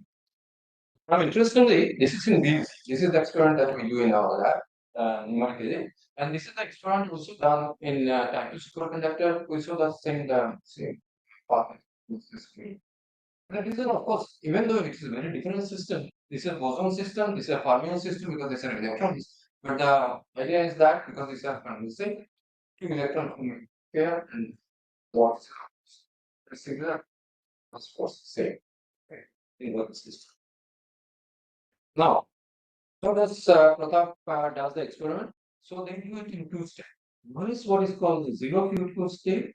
That means here the utilities are added and the voltages are introduced by amping up the utilities. Voltages are magnetic lines of course in there. Okay? So if you take a magnetic superconductor, magnetic factor of the superconductor, this is called what is magnetic structure, and that is the or vortices. So what is this density dip of electrons? When the magnitude is fixed, electrons will not go there. In our case, vortices means in the BDC, density dip of the zero will not. So zero field could stay, and so here the impurities are there. That means impurities you could back right? So not and then you apply the magnitude below DC. In our simulation, so this is what we did the synchronization for the simulation. And simulation, this is similar to have the impurity potential first, the optical that is, and then introducing the vortex later by rotating the. So I first put the impurity, and then I rotate, and then. So another one is called fluid cool state. That means you apply the fluid first, magnetic fluid to create a vortex, and then the impurities are added. There are two different ways of doing this thing. In the second case, they are adding the fluids to impurities, and in the first case, it is a sudden. So field to state is always much more disordered zero field to state.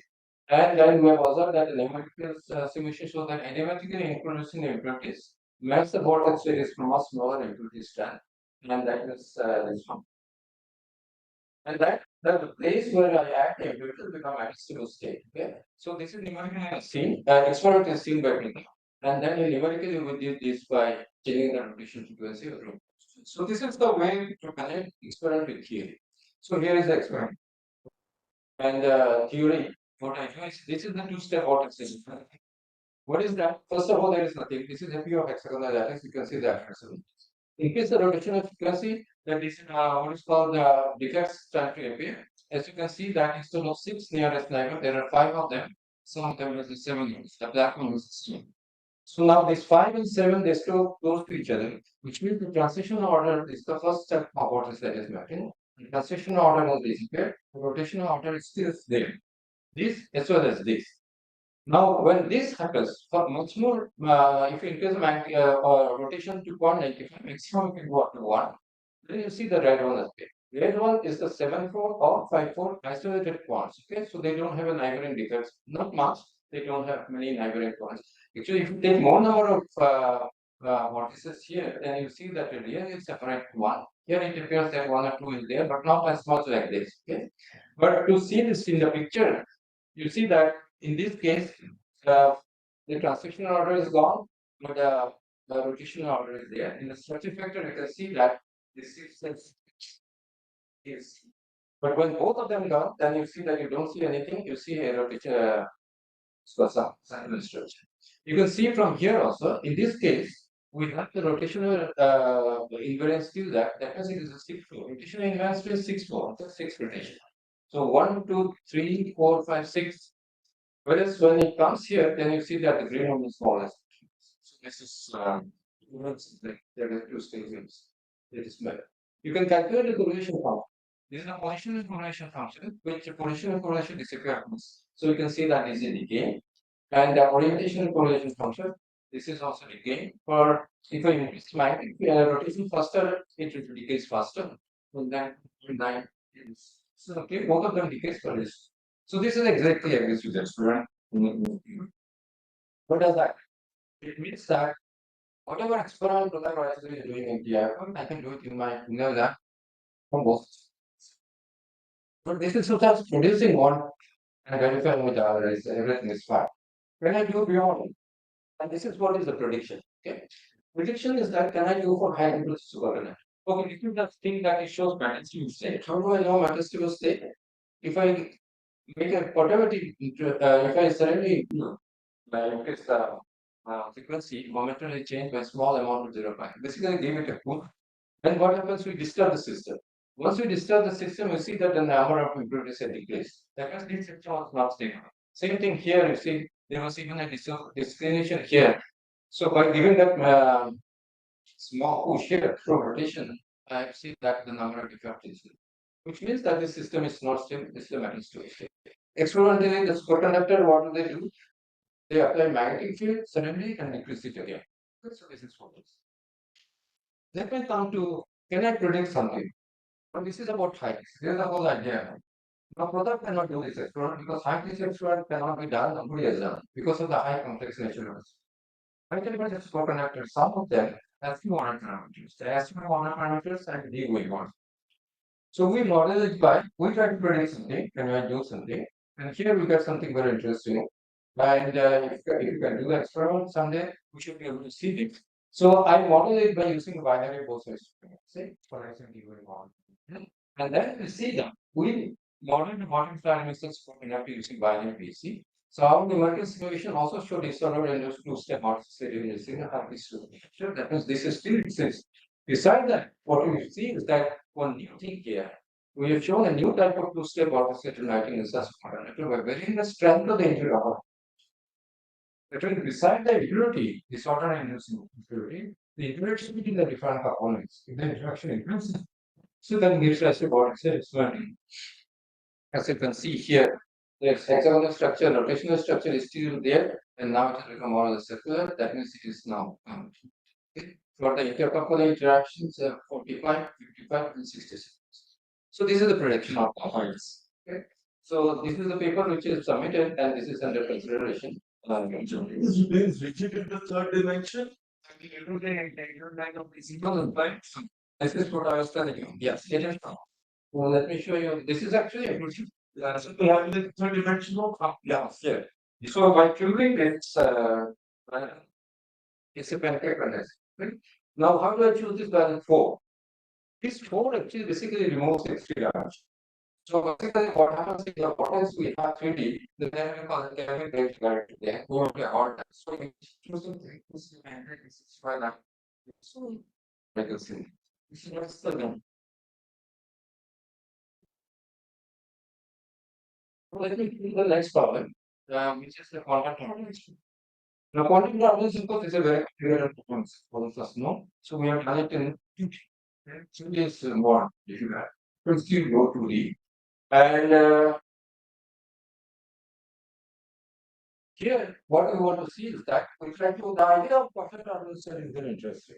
So when I started doing this problem, I even didn't know that. What is motivation? Why should we start doing this problem? Because after all, we have only liquids. And there is that's so much of strategy and numericals. Ideas we can actually information about the classical calculus structure. Okay. So that is the it's going the other way. This way we can get it.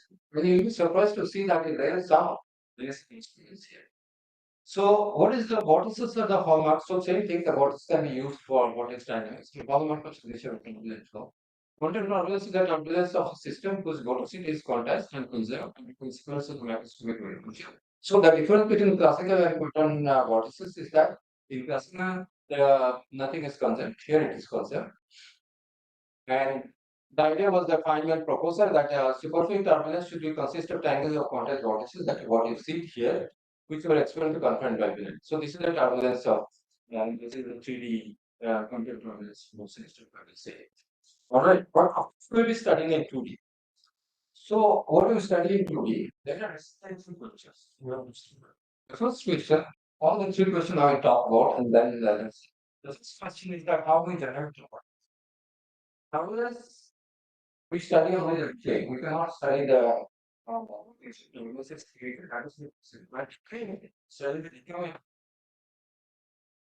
how to generate the turbulence? What are the most effective ways to generate turbulence? Does the way affect the turbulence? So we generate, there are many ways to generate turbulence. We generate by putting a Gaussian obstacles, which is time dependent and rotating. Okay. So this is the way I rotate. So you see that it creates vortices, anti-vortices. Blue one is vortices, red one is anti-vortices. So they are a random generation of this one. So this is what is called state. You can also generate this one by parallel potentials and all this thing, which was done by IIT Kharagpur. And there are many ways of generating this one. Okay. So that's the question is, of course, what at most does the way the this is the first question. Second question is the most important one, and here is the statistical steady state. Are they universal feature of turbulence? That's what we see in classical turbulence. For example, if we talk about energy spectrum present in quantum turbulence, what are the statistics of turbulence velocity field? Now, Kolmogorov for classical turbulence, he suggested that the energy spectrum is proportional to k for minus 4, 5 by 3. So this is the scaling and power or decay or whatever you say. So basically, in other words, in homogeneous isotropic turbulence, most of the energy is contained in the largest eddies. So basically, from the largest eddy, you can come to the in the decay process, solar energy, it becomes a big, it becomes solar resistance. And the interesting thing is that there is some prediction. Now we are doing only 2D. Okay, so there are 2D predictions. So Krafner showed that in 2D flows, the energy does not cascade from small to large scale, from large to small scale. It's in 3D, like here, but in the opposite direction, from small to largest, we keep it for -3 scaling. Simple. So this is predicting the So what about the outcomes? The third question is the decay of turbulence. How does the turbulence actually decay? Quantum turbulence, this question is very important because in quantum turbulence, I don't have a viscosity. So why should it decay? So what is the best way to measure the heat? In classical turbulence, viscosity disperses the kinetic energy into heat at some very short scale. In absence of viscosity in quantum field means there must exist other mechanism of energy dissipation. So what is that? Energy dissipation in quantum fluid occurs through state motion. So that sound wave, because the sound wave creation which dissipates the energy. So the sound wave is created in 3 of nature. Then you change the picture. Okay. Remember that I'm studying on the 2D. 2D means just on it started from this part. Okay. So in 2D the vortex is straight. Now as you increase the what you call the interaction between these things, it creates an excitation in the 3D vortex, which you call it waves. As you increase more of that, see, it creates other kinds of spiral waves. And finally, what happens is that you see that in the it creates the sound wave on the side. With the let's say when you see this thing, this is a simulation, right? No, sir. Then there was a new prediction, which was the answer to prediction that there must be a negative temperature regime, which is actually a formation of cluster of point vortices. So what is the cluster of point vortices? The vortices and anti-vortices is defined. But how well it happens in purely two dimensions. So in our simulation, going to model, we will try to such a like the tracks two dimension by including the large values format. So can I do it? So we did Newton Rasmussen equation, and then I just show you the results. We simulate this model, and this is the landscape of the problem. Okay, so we have to answer 3 questions. What will be decay mode? Is there a power loop? Then is there those why do I study 2D with one is of course because what do you call that extra lens interaction scale here because of the interaction between the so if you see the interaction between the two components, okay, if you see the phase diagram of it, it has got a very interesting letter structure here. The optical lattice, which is another interwoven sorry triangular to square. It changes from triangular to square as we change the interaction between the components. And finally, a structure comes where one vortex is two enters into another vortex. So you have a decay process. This is for decay. So we generate the turbulence I showed you, and finally what happens is that vortex, anti-vortex, they annihilate with each other. Finally, you see the one anti-vortex is remaining, one vortex, finally they will disappear from it. But in our state, you see that there are big holes here. So this is the big structure I was telling you. That means one vortex inside the angle. That is what is called as the vortex attitude structure. Okay? This is called vortex attitude structure. And so this is what is we also obtained that whatever vortex cluster formation that was predicted by observer, you see the vortex separation. Let me show about the statistical mechanism, statistical power law. So you see that in the intermediate scale, it shows the state k to the power minus 5 by this minus 5 by 3. Here we have a k to the power minus 3. This shows that there is a decay of vortex migration waves. And so this is the similar spectrum. This is common spectrum. This is no, I have only 2-3 minutes. I think I'll just tell you this one and the last one. Okay. So this is the strongly interacting system. So what here what we do is that the model is something like this. So I take a lot of instead of lattice, here the optical lattice is make it a deep optical lattice.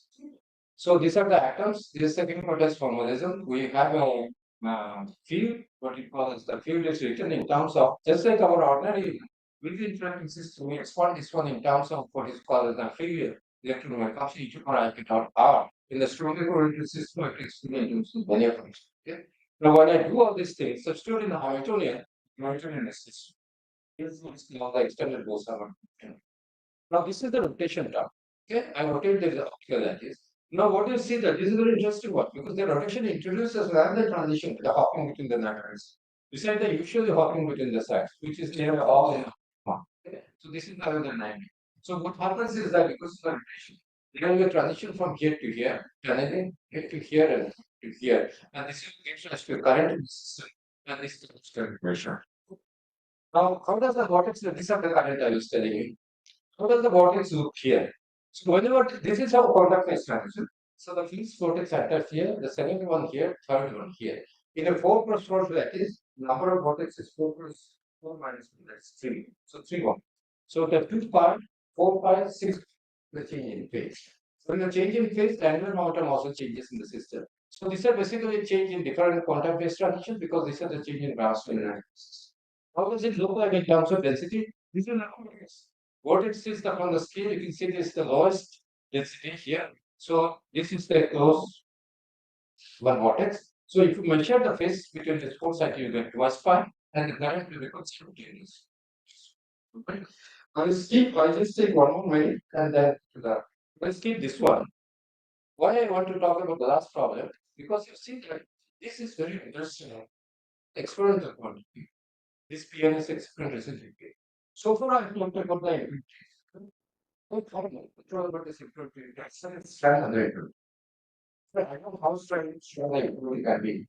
I have no control about the cumulative concentration of it. Whenever I do this, it's the impurity has to 4%, 4%, 3%. So this is the experiment recently they are doing here.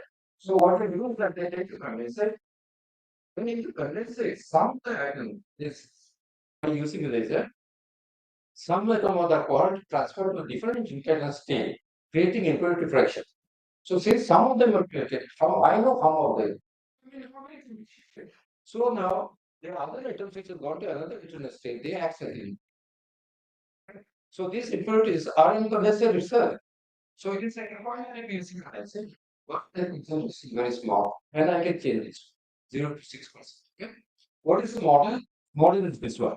So this is one component which is in one state, say. This one in another internal state, where now you see the interaction between them is neglected. The interaction between the number of atoms is so small, but the coupling between them is there.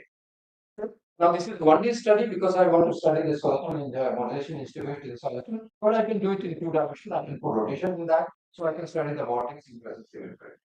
So this is what I wanted to just tell you. And this is the modulation study, and we show that this institute is modulation instability to create a solid. They do it because that they are also destroyed the soliton because of this institute. So I think dissipation of soliton is also because of that.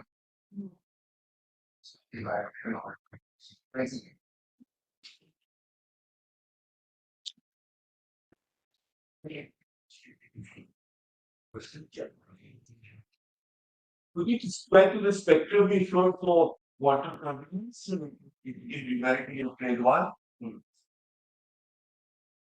So, yeah, you argued for power laws, but they were only protected in A. So that's to claim a power law one usually needs a couple of decades of data.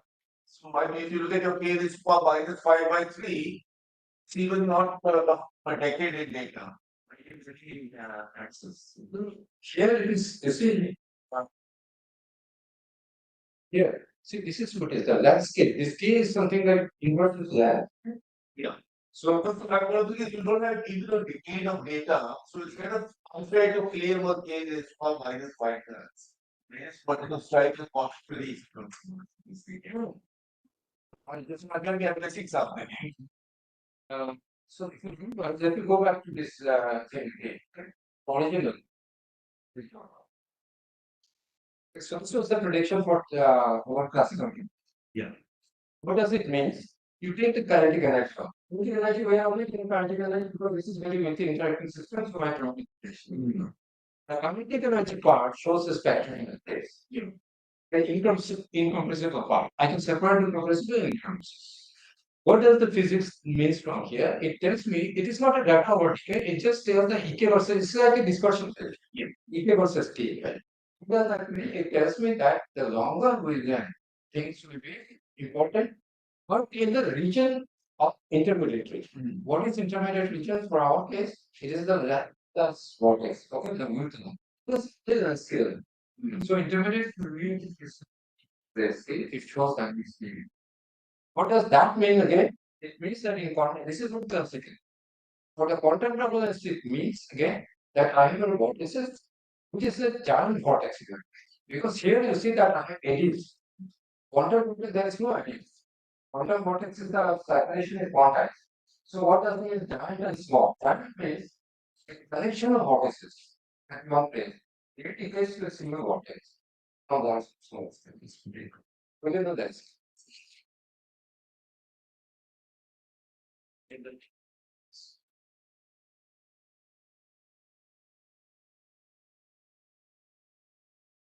There are further festivals time for solution character.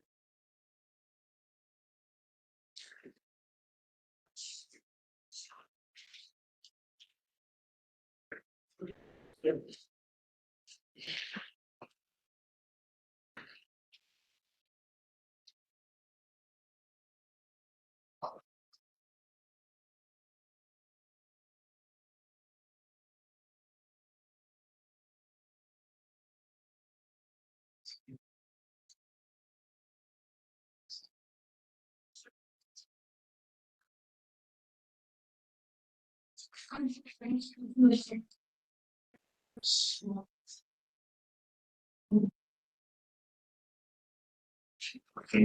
I also maybe yes.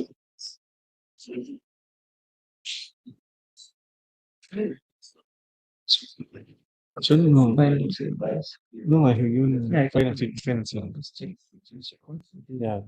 Is it? Yeah. Okay.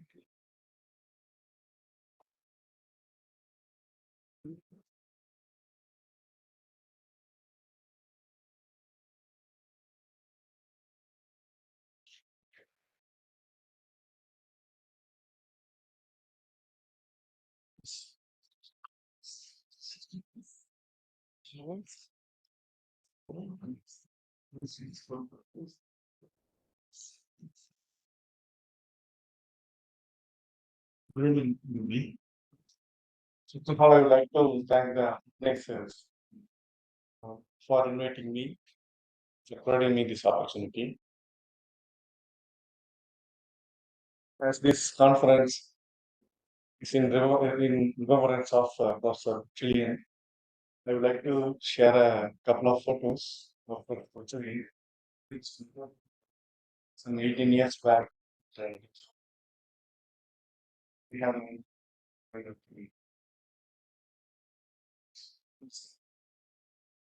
the title of my talk is Knowledge Base and the Management. It's very coupled knowledge managers. This is this book we have done for few years, along with my former students, student economy and senior teachers,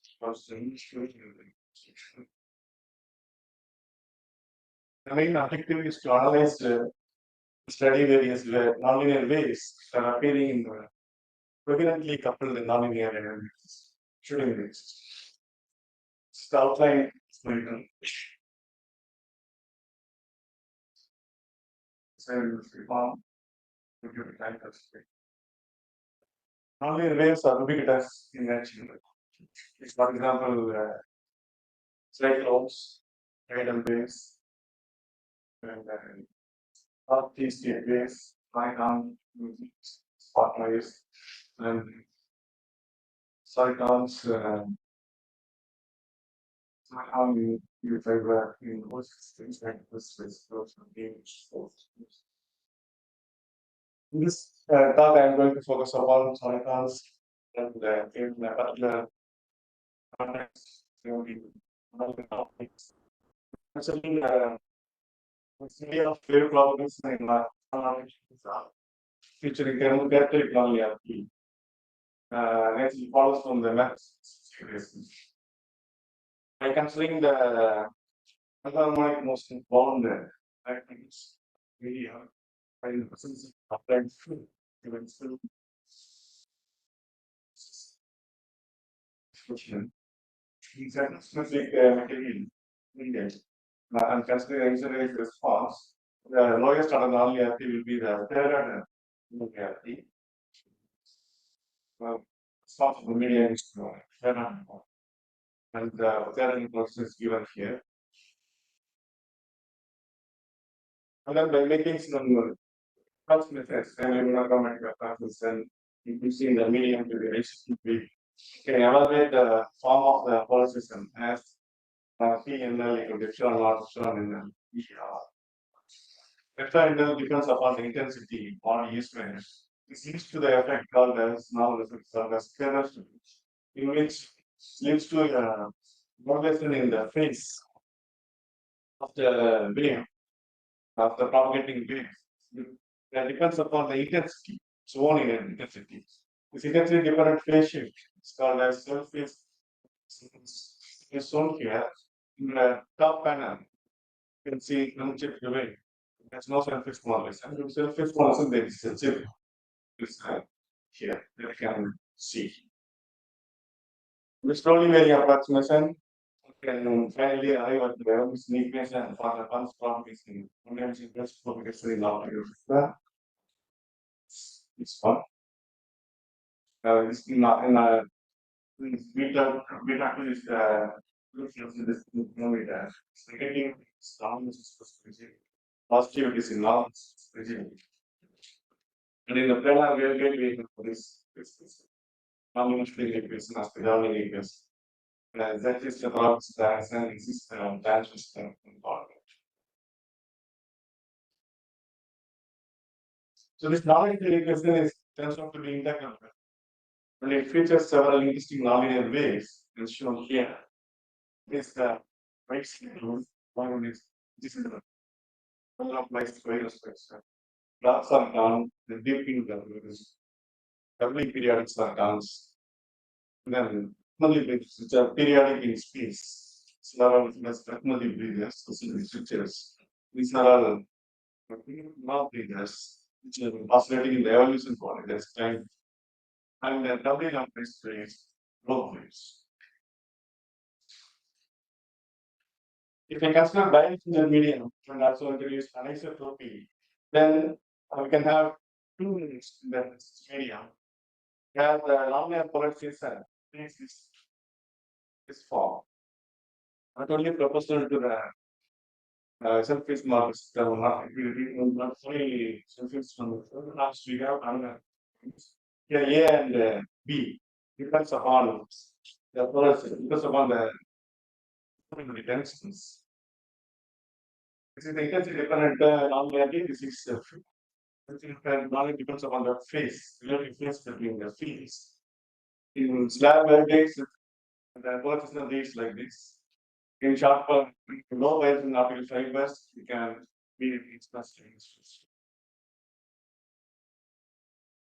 So if we express these two in discussion and then follow the procedure that I had explained earlier for the non-industrial system. Okay, and then finally, coherently coupled non-industrial vehicles. Here, the first term is surface modulation. The case scalar surface modulation. What step Q1 and Q1 step Q2 is the cross-phase modulation. So the phase of a particular component or node is affected by the intensity of the co-propagating wave. The last term is referred as four-way mixing term. This term allows the interacting two optical fields to produce two new fields in two new frequencies. Due to this four-way mixing effect, there is an energy exchange between the two components. And so momentum also gets exchanged. So it plays a crucial role in the dynamics of the system, and we consider low variations and cycles. In general, this equation is non-integrable. However, it turns out to be integrable on particular choices, and those choices are also physically interesting. So I put them here. In a non-linear medium with low biasness, the certain integration satisfies this solution or this one. This can satisfy in direct of non-linear media. Okay, like this equation, which is integral. Similarly, here all the non-natives are positive, so we call this positive coherent focusing type non-linearity. Another type of integral system, which I am where the this it happens in this type of crystals, magnetic waves having focusing and defocusing technology at the negative index materials or water materials. Here there you can have this type of solid figures. In general, later on after a few parts we can notice that the frequency equation with the coherent couple non-linear equation expressed in the general fairly general form. That's a of all these cases. Like link them together. The first three corresponds to a particular charge spot. Second two correspond to negative coherent coupling, moving to the same. The last one is the mixed. And then now focusing type and defocusing type system. So now in this talk I will refocus only upon this positive system. So to solve this system, usually Typicast method is a powerful tool for solving nonlinear dimension equations. But if I apply the standard method to this system, we notice that the number of linear equations is greater than the number of functions, different functions which we introduced by linears. So we have to adapt a non-standard dimension method by introducing an auxiliary structure. This it makes the number of elements to be equal to the number of different functions. And after doing that, we have found several new solutions, new interesting dynamics. This is the bilinear transformation, and after applying this, we get a area after this, they get two types of solution. Coherent incoherent coupled circuits and coherent coupled solution based on the choice of the case. If I say 0, I get this incoherent coupled. The phase effect will not come into picture. If it's non-zero, the phase effect will come into picture. This is the general Munzer conform of the system. This is by three complex terms. So to see how it converts into incoherent coupled and including. But as I said before, this calculates two parameters. Also, you notice that the amplitudes are constant. And the intensities will be seen if I take most of it. Particularly, we refer this type of solutions as circumstances degenerate circumstances.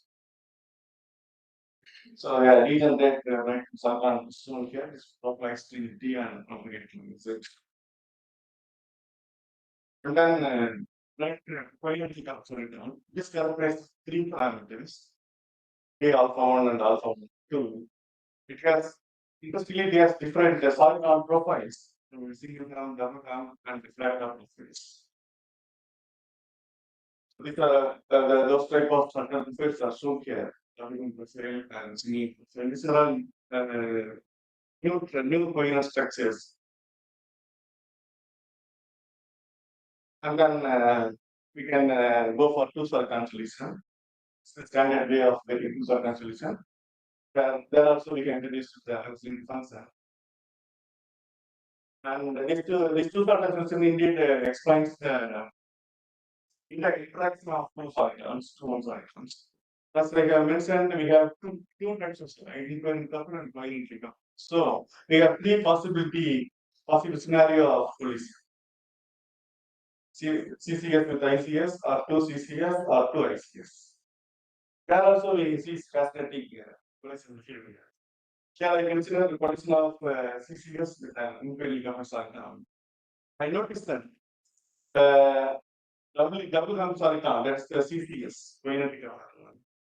Undergoes the switching in its intensity, and there is its intensity and reactive intensity.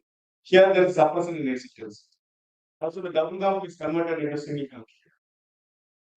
But the other ring component is not affected during the cruise. This is the normal behavior which we have observed.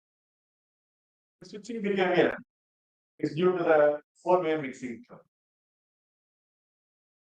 Also, the total energy is conserved as a consequence of this. In this component, energy is known as other component is decreased. So I skip the analysis part of this list. Capital estimate analysis shows that these are all regulated by the related class matrix. It turns out to be one for impedance cycle. So that continues always elastic equation, but it is always not equal to one for coherent compounds. It's always continues elastic equation.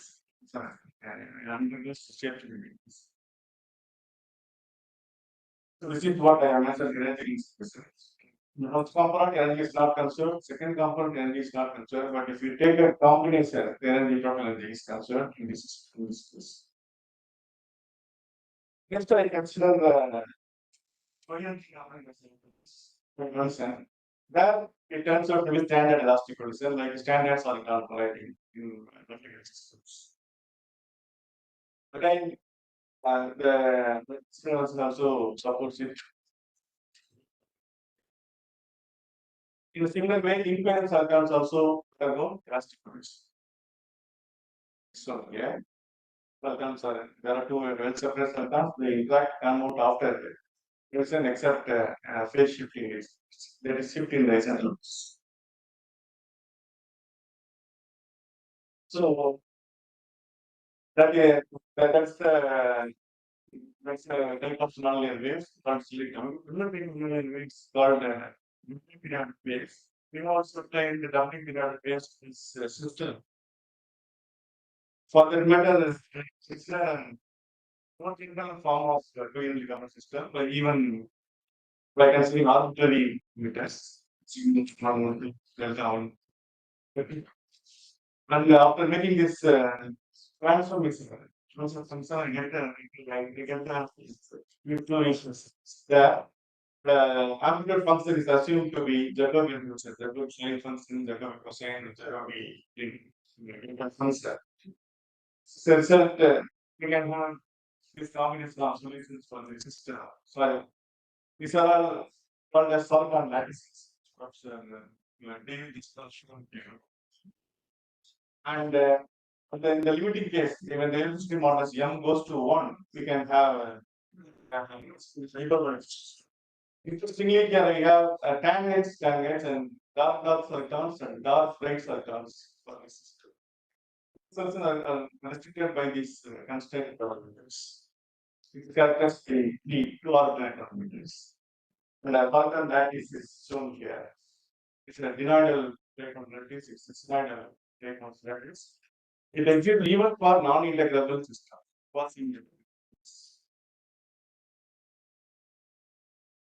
So these are all the circuits that I have discussed are all autonomous. in physics, we are interested in non-uniform media. So the binary works of solitons in non-uniform media are given here. In this paper, some inhomogeneous plasmas, they have studied solitons, and in electrons, one have studied and what ways the modified filter frequencies and the essence of the source term. And in this work, they have studied the boomerang solitons in three-wave interacting system. One for non-autonomous system, non-autonomous system, where the space time is not constant, it's very interesting time. Something and they have developed a separate thing. They have very investigative transform, any spectral parameters and adapt to the lifestyle to solve the system. But in the meanwhile, variable coefficient linear equations also been studied. Symmetry analysis have been done for that. Then a systematic analysis for the non-linear linear equation, variable coefficient non-linear was done in this part. By introducing a similarity transformation, it is transformed into a integral non-linear equation. And the same paper, variable coefficient, the Ginsburg-Lambda equation is also, which is arising in the recipient, is transformed into constant coefficient, Ginsburg-Lambda equation. So such type of variable coefficient knowledge university in radar index where the refractive index is with respect to space and time. There's an extensive study on this system in this papers and some interesting sources like similar accounts and all. In my work, we have considered the coherently coupled system, non-autonomous coherently coupled system, where the nonlinearity is very topic is fast. I have introduced the potential function V of x here. It's similar to the equation in Bose-Einstein potential itself, where this can be done by using respect management to the variation can be introduced. Here, these are two modes of propagating in this optical segment. Such type of inhomogeneity can be introduced in optics by choosing the refractive index in this case. The linear refractive index becomes a function of x and z, and linear refractive index is upon intensity gamma of z. Then I have chosen a parabolic profile with of f of z k from function. But usually f is a constant, but here f is assumed to be z, which is quite possible in experimental setups. So after this, by introducing the similarity transformation, step of similarity transformation where similar variables x and z are there, then autonomous equation can be transformed into an autonomous equation, and this complicated function is a similar to variable, and the phase is defined in a quadratic in x. After doing this, we can performing this transformation, you can end up with the canonical coherent function, which is autonomous and which is also index. Of which the solutions we have already obtained. So now we can go back and use those solutions to study how the population influences the system.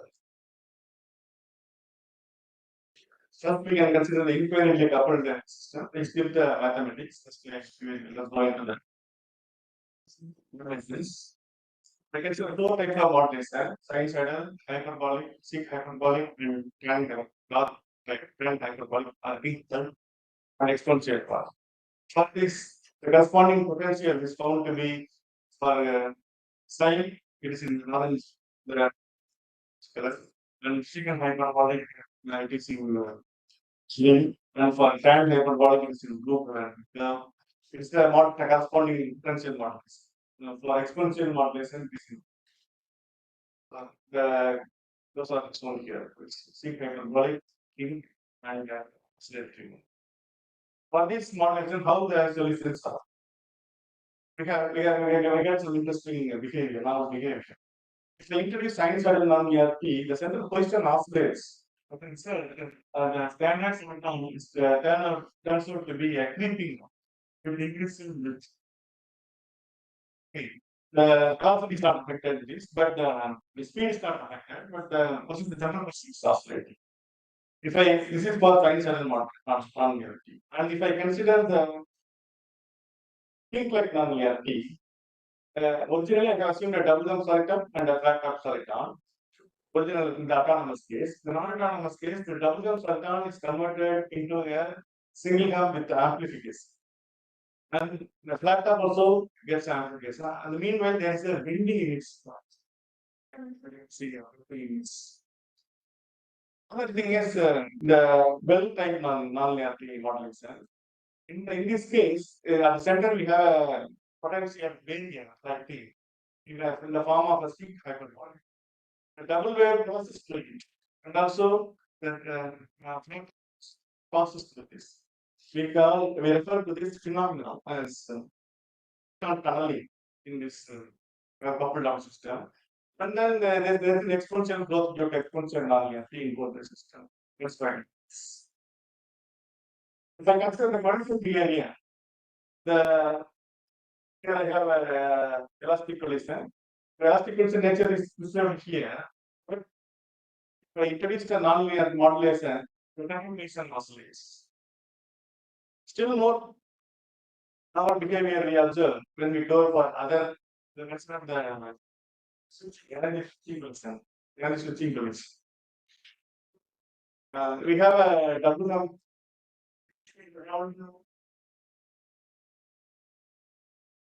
coupled with incoherent coupling. Double jump only undergoes change. Single jump sultan does not undergo change. Incoherent sultan does not undergo change.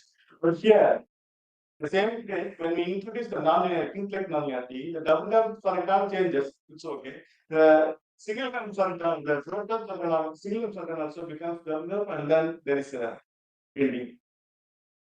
Here, we can have the interaction both sultans are anyways. So this scenario is quite entirely different from the one that we have already seen. And then if I introduce stick hyperbolic, the synthetic extent turns out to be an elastic piece. So and then finally I would like to tell about some role waves in breathers and in the system. So I skip all these things, just I will show you on one here. So if I introduce soliton, this is actually breathing. Right dark breather, and this is dark breather. Just which is spatially periodic. If I introduce one, breather is the combination, certainly some those are resolution. So if you introduce the modular nonlinearity, the circuits get separated and they introduce behavior. This is for sinusoidal modulation. When in the second part I have dark soliton, that is also separated in two parts. Meanwhile, at the center I have another excitation which is oscillating. The central excitation is due to the four-way mixing. So the creating oscillation are arising due to the sinusoidal modulation, and due to that sinusoidal modulation, there is a separate cycle. And also due to the fluid interaction, there is different interaction. There is a switching between between energy at the center. Then it is suppressed to get this energy. Same way, there is a positive amplification for king-like nonlinearity. We can have simple symmetric modulation and second hyperbolic. This is for more bridges. For more bridges also, we can have some interesting structures for roll waves, right roll wave, dark roll wave, dark roll wave. So for this also, this is the autonomous case. For non-autonomous case, they again show some interesting behavior. So to conclude, in this presentation, we have I have discussed the coherently coupled knowledge system. Applying novel circumstances to apply non-standard method of evaluation system, and so interesting collision behavior explored. And then using these results, we will see by solid propagation, non-constant propagation, interaction, you experience the interaction in very non-autonomous training system. This type of analysis will be applicable in the context of only robotics, just process. Also nowadays in without areas, waterways also this type of things. Thank you.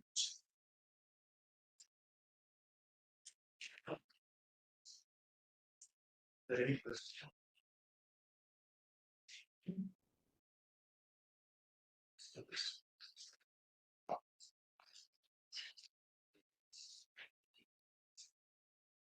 So, variable in the separation particular things. So, good. Here fix. So, this can be you're given over here. So, like variable expression terms easy. This is the other again. So, you're providing a detail should result. Now, in the discussion. So, you cannot count this.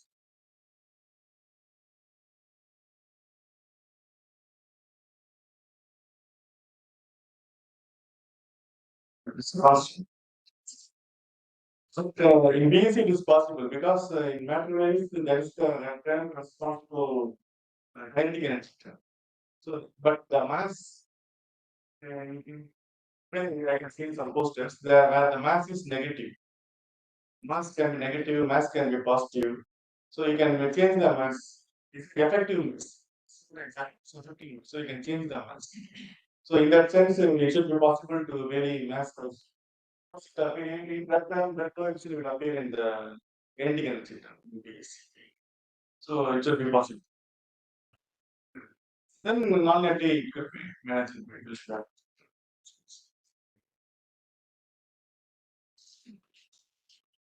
It was interesting part.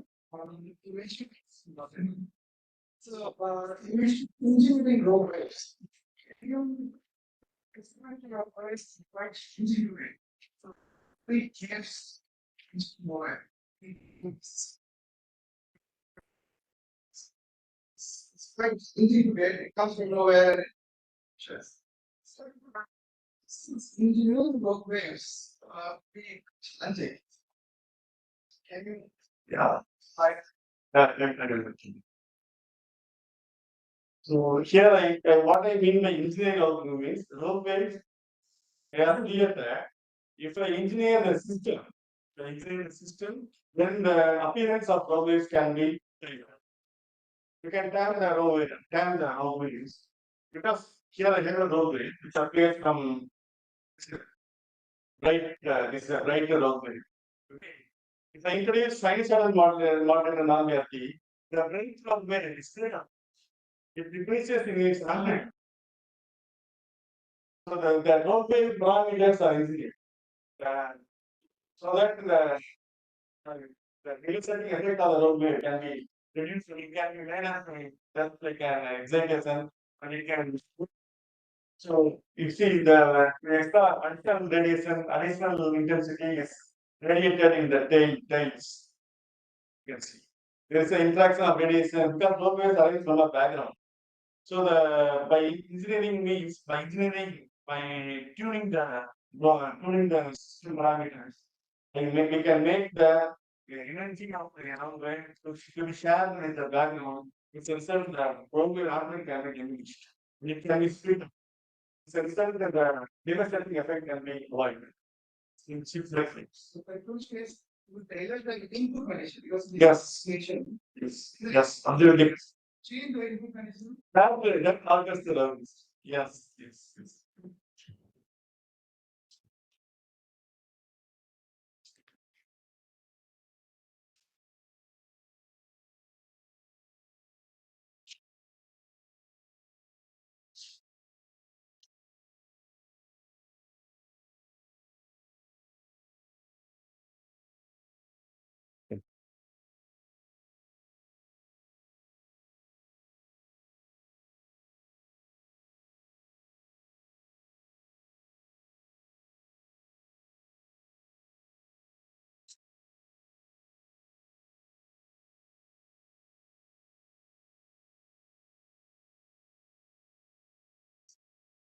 too much for the day. I know, but still, proud session.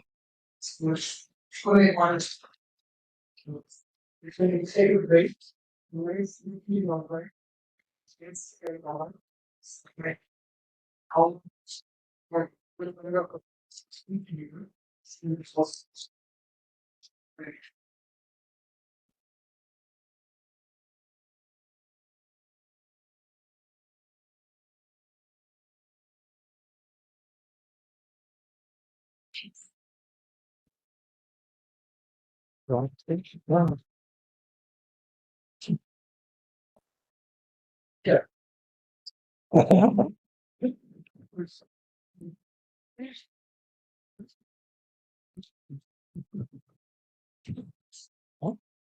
Very limited thinking. I was just saying,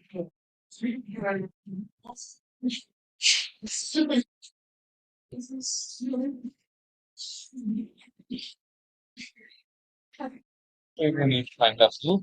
सब रह लेते हैं कुछ present करना कुछ भी Random. वो यार चाय खत्म Just no. No.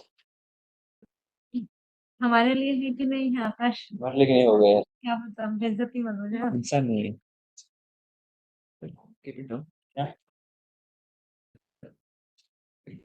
क्या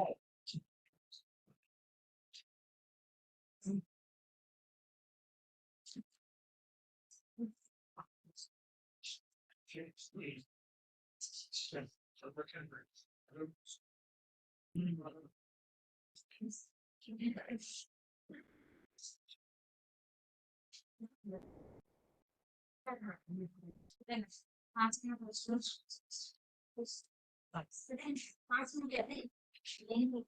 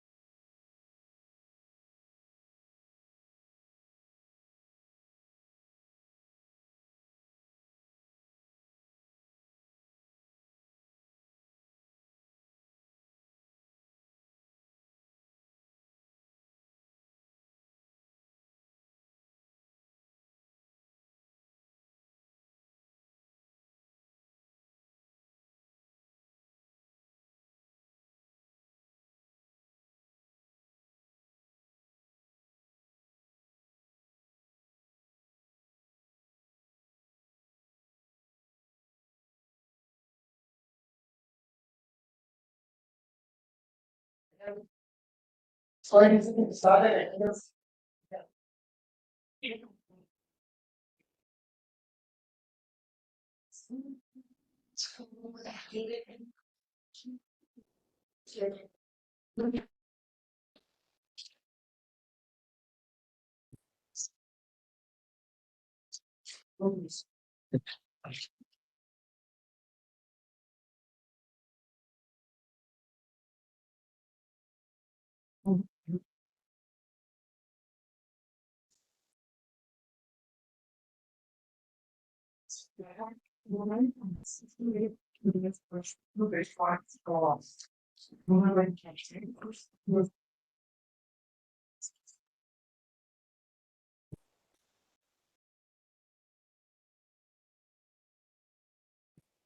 That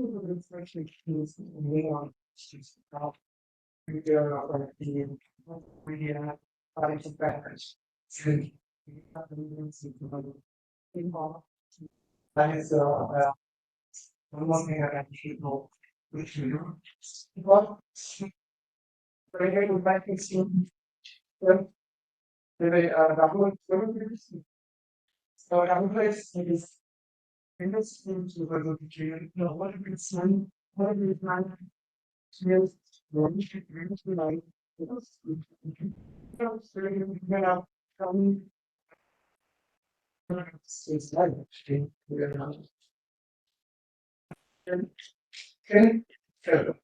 yeah.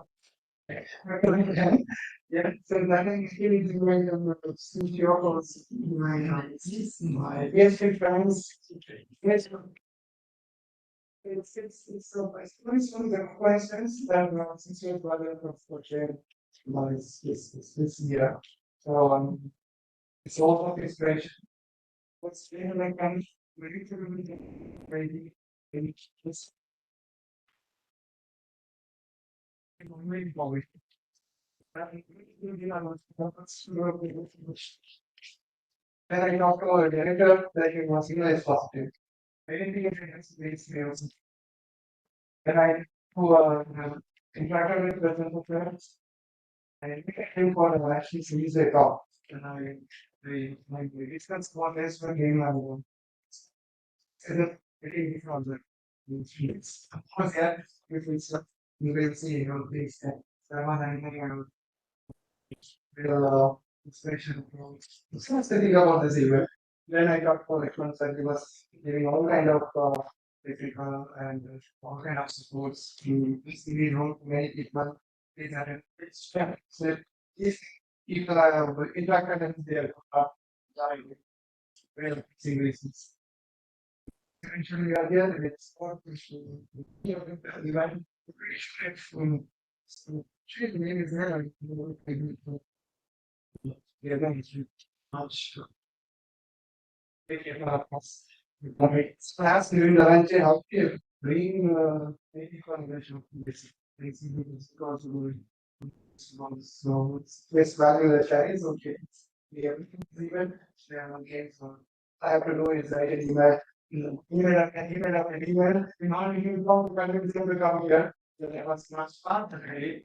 And I see things it's going on with me. It's first I can be I have people out there. I got it since speaking special I was in there right I just director of office communication because this is year of coming much.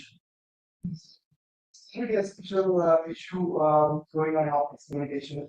So the editor and chief this is actually my own issue was very long writing and solid on activities in India from the beginning. And now on of course share features and hassles in mark and mega yeah, of course in the practical one. These are the things that I'm doing part of this huge. This series I spend a lot of time with him and I spend a lot of time with his community. But it's not gonna be very cool. Like once month ago, you're a lot of time with these games.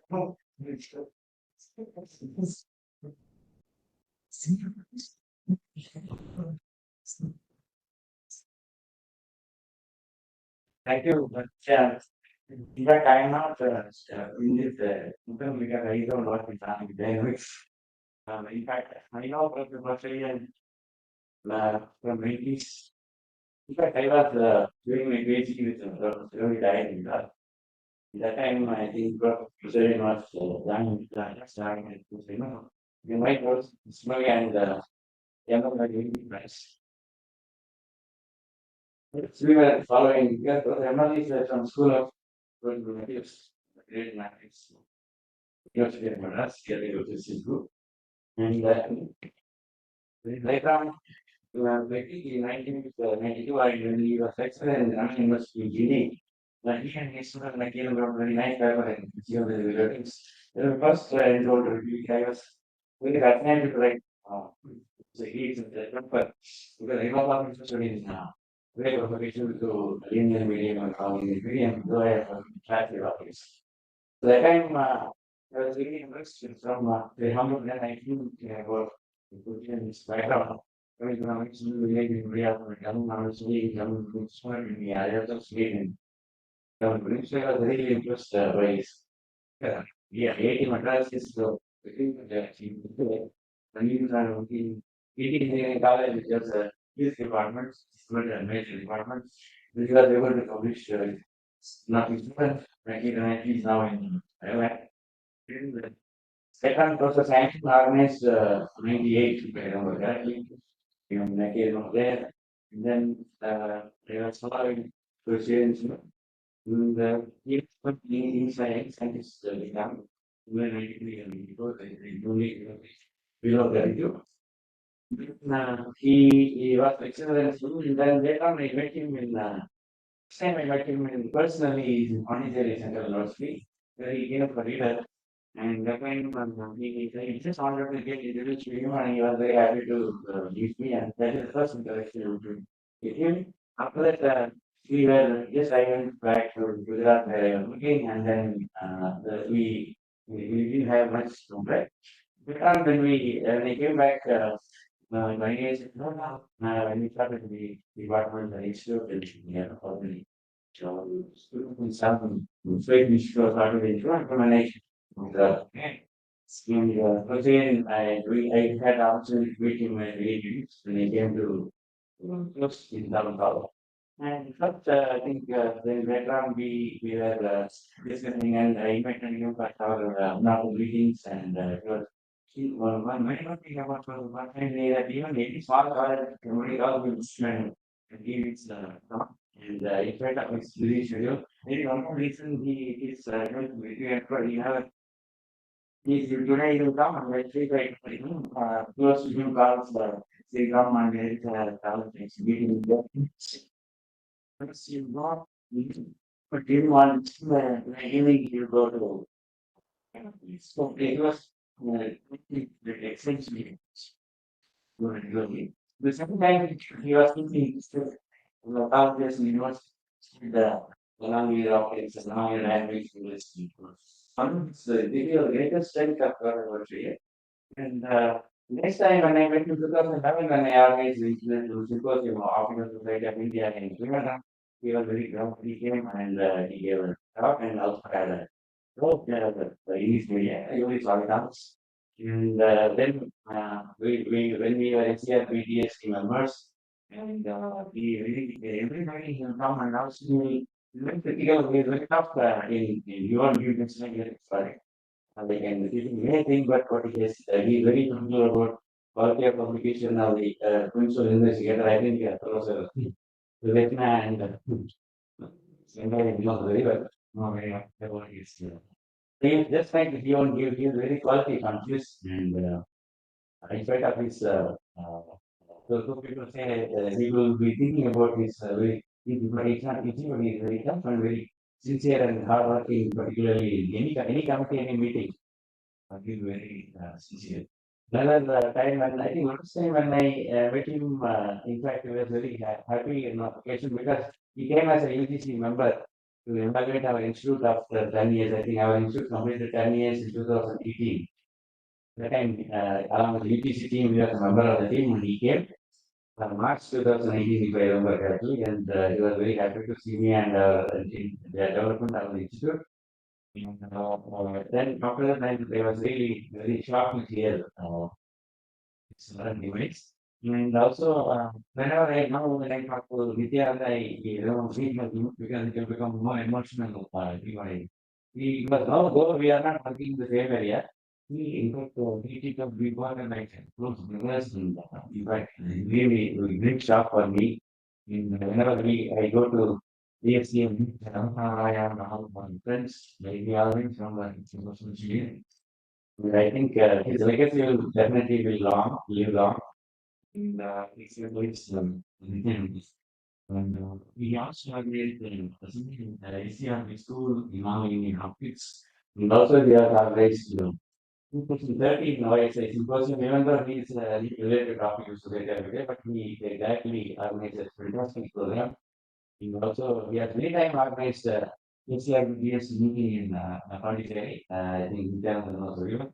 So anything, if you know, we listen directly because nobody organize these meetings and very difficult to catch you.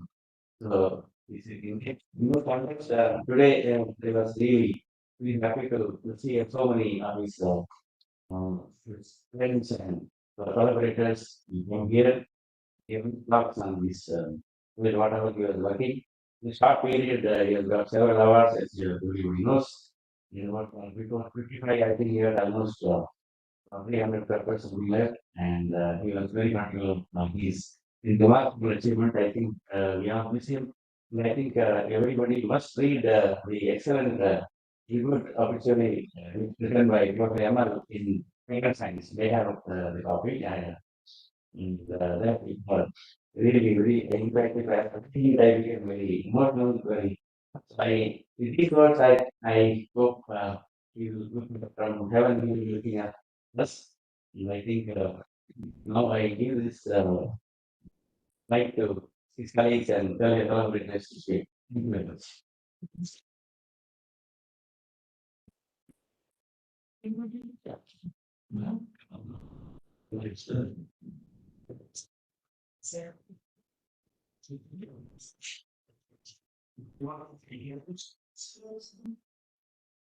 I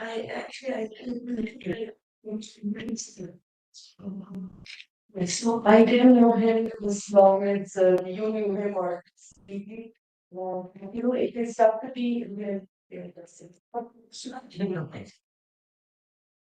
So, but all I can say is that, if you've been member of the non-linear dynamics community in India, you would have known what Cnlds somewhere or the other.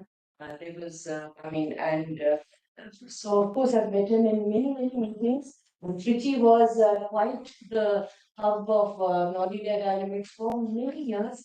It was the meeting which I personally look forward to because I would get on to Rockfort Express and go to Trichy, and it was one of those places which had got so many people from around India, and he was very much part of those meetings. So we met him over and over again.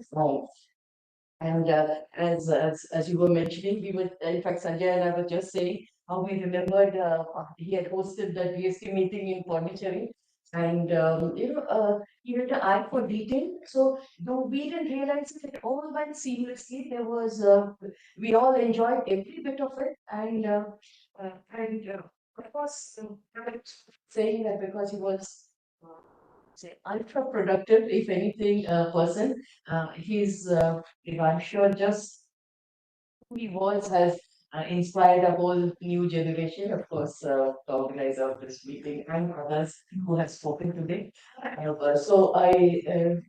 mean, a loss is always a loss, and a loss of a productive person is a bigger loss.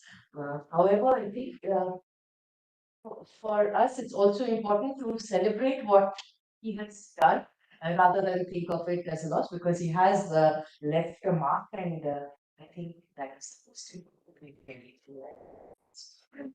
good. Well,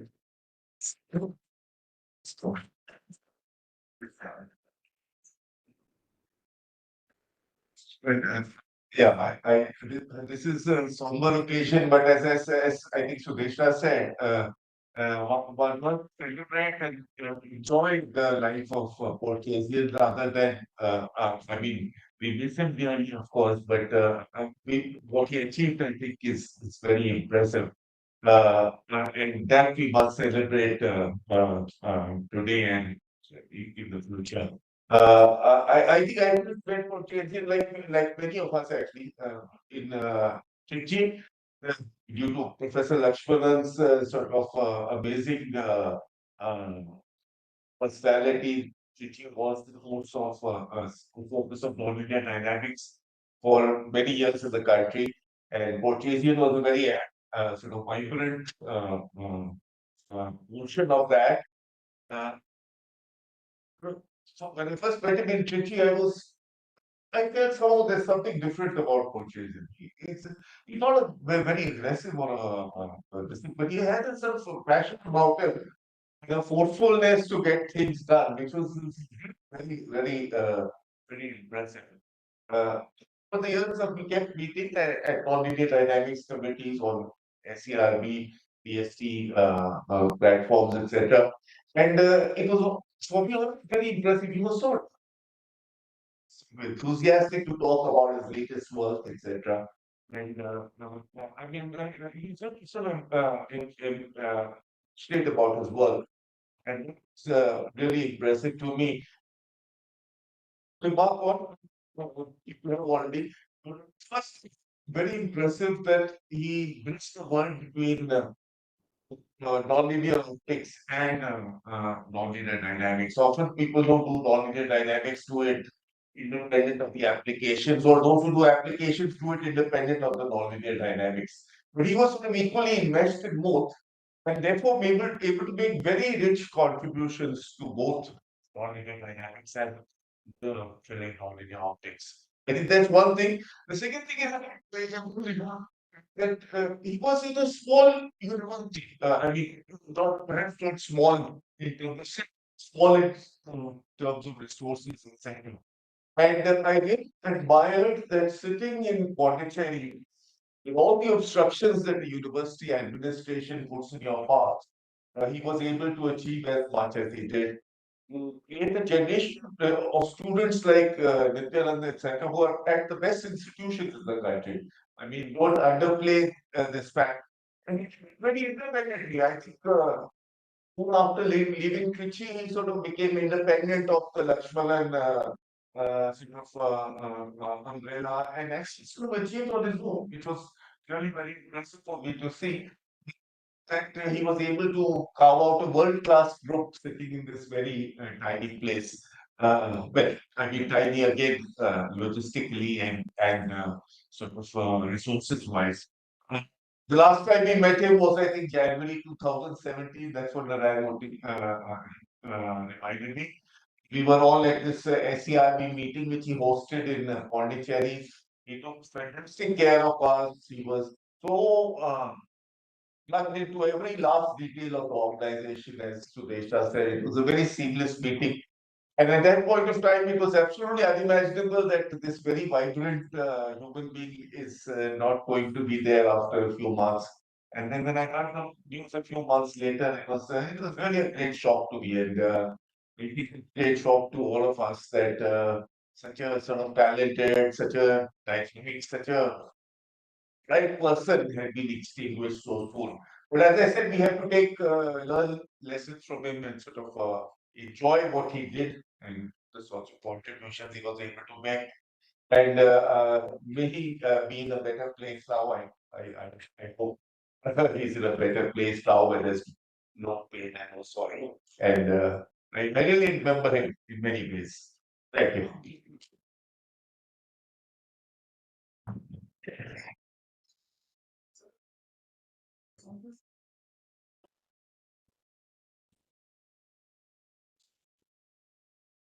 It has not contributed much, but I remember I organized this bargaining against SCRC school in 2014.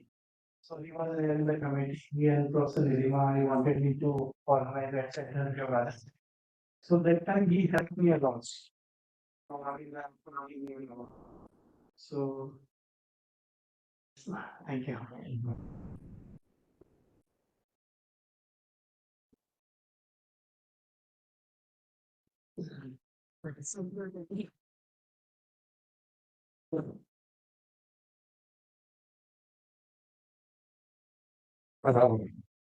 I know for a long time, right now it's movies. So, that from student days, I studied with that last 2 months. He was improving. Last 2 months before he died and was in preschool. So I don't learn of Korean from the school, from his PhD days. There was other students, Professor Lupi and Ramsey. When I used to be there, I just finished my PhD and that's one and which organized wonderful schools in those days. So we have to be there. And they were more friendly with me as a student, even though I was, children was 7 years near to me. But I still remember that Portugal used to like paint it when I was those days, that when they were making quite long. In those days, this computer printout used to be there, long computer printout. So you used to sit on the floor and doing the calculation. Classical and professor, they were not. So they used to move around and run away from the place. And for them, courtesy due to them, we used to take each other, why you are doing the calculation, you have to look in the movie. So I had seen Tamil movie because of the Rasakran, whereas this guy was doing more. So I do advanced class. My first lecturer was doing anytime. But because of him, that he himself could do quite a lot more. His sincerity and all. Classical was not on that side. In fact, when I did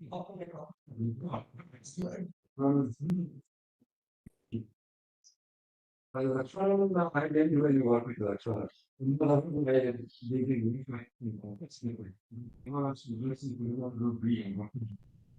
we showed that it's Christianity, chaos and Christianity together.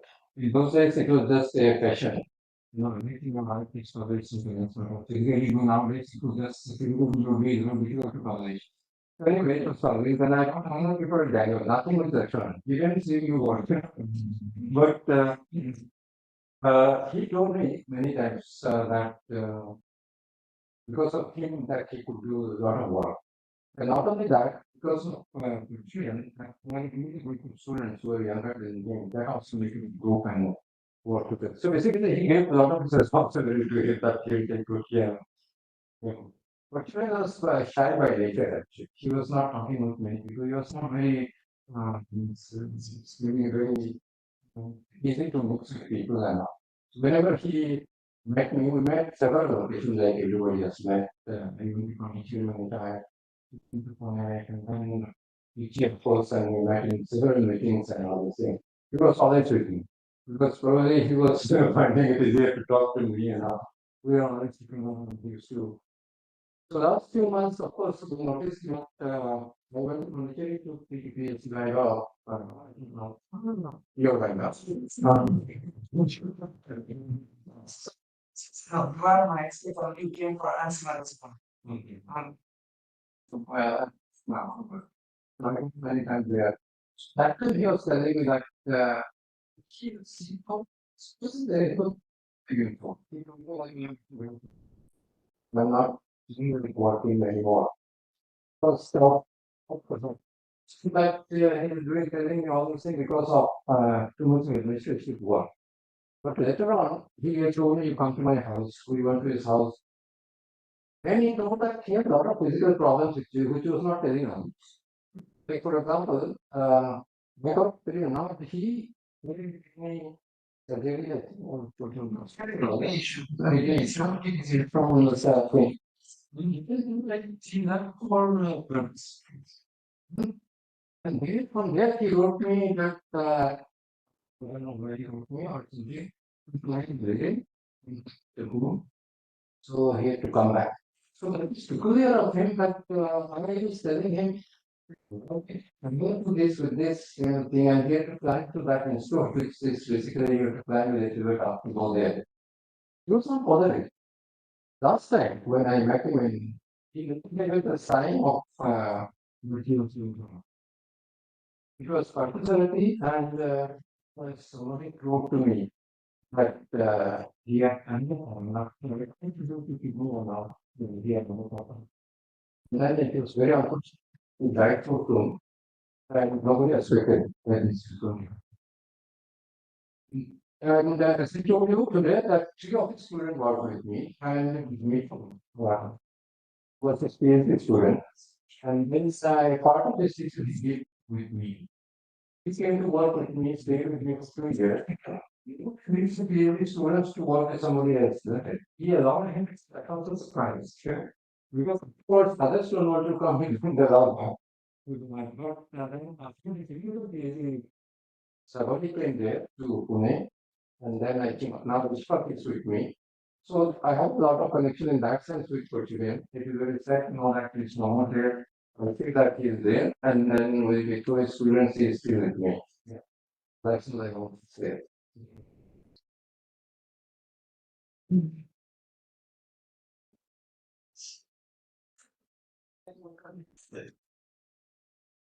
Actually, I did not have much. Actually, but as soon as seen, nobody can escape working with him, being in the non-unionist community. So in various meetings we met, various conferences we met, but I think a remembrance like it has a meaning only when the younger generation has something to learn from somebody. So in that sense, I found a few things that everybody should learn.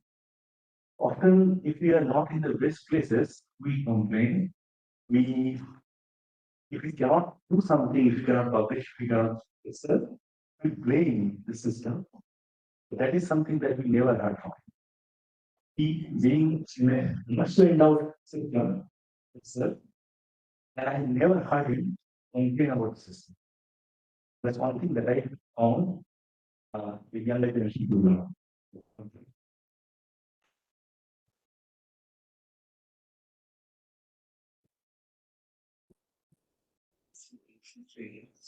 I thought that French programs with electronic arrange exhibitions. This course, I think, you the field, which was that I. Afterwards, I met him in the conferences on when I was well, he is the painter and also paper.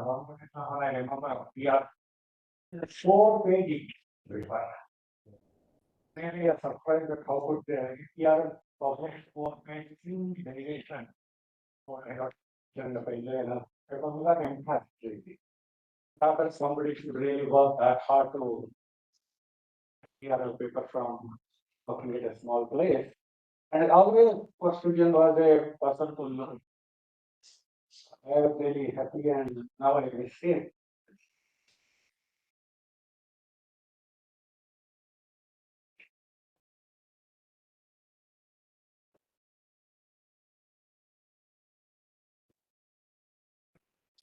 I'm going to recall some personal achievements with Portugal.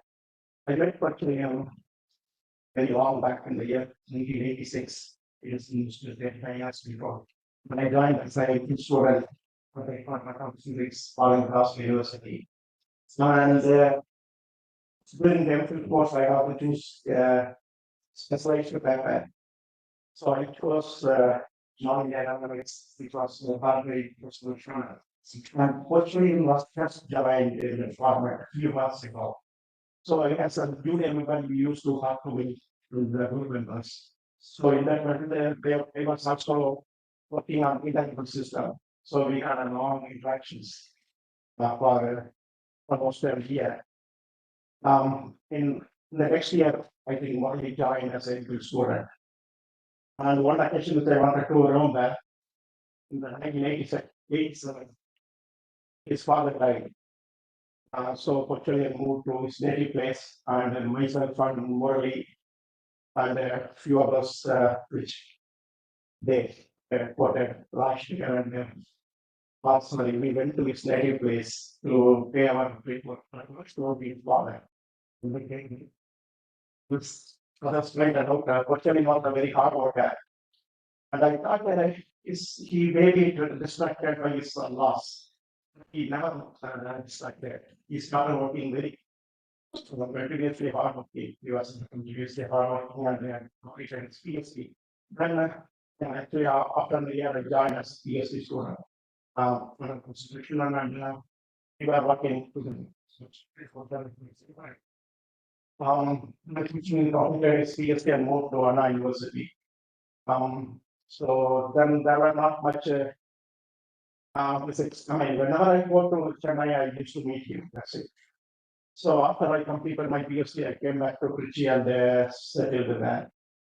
by the time Kothari moved to Pondicherry University.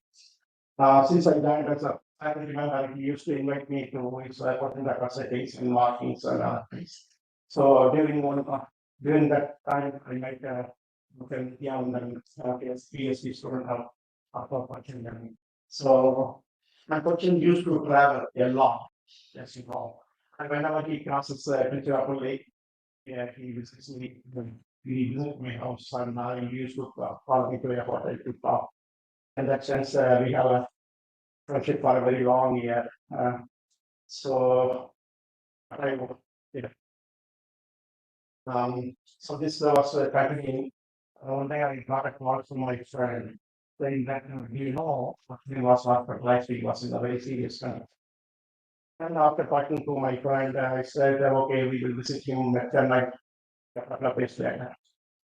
But the next day morning, I got the bad sad news about him was no more. So very sad news. So again, I visited his native place second time. Again, I had actually I lost a very good friend of mine because, as you know, as I said earlier, I have a very long relationship with him, 1986 to 87. Was very unfortunate. He's not no more. Yeah, I think his legacy will go a long time. That's what I think.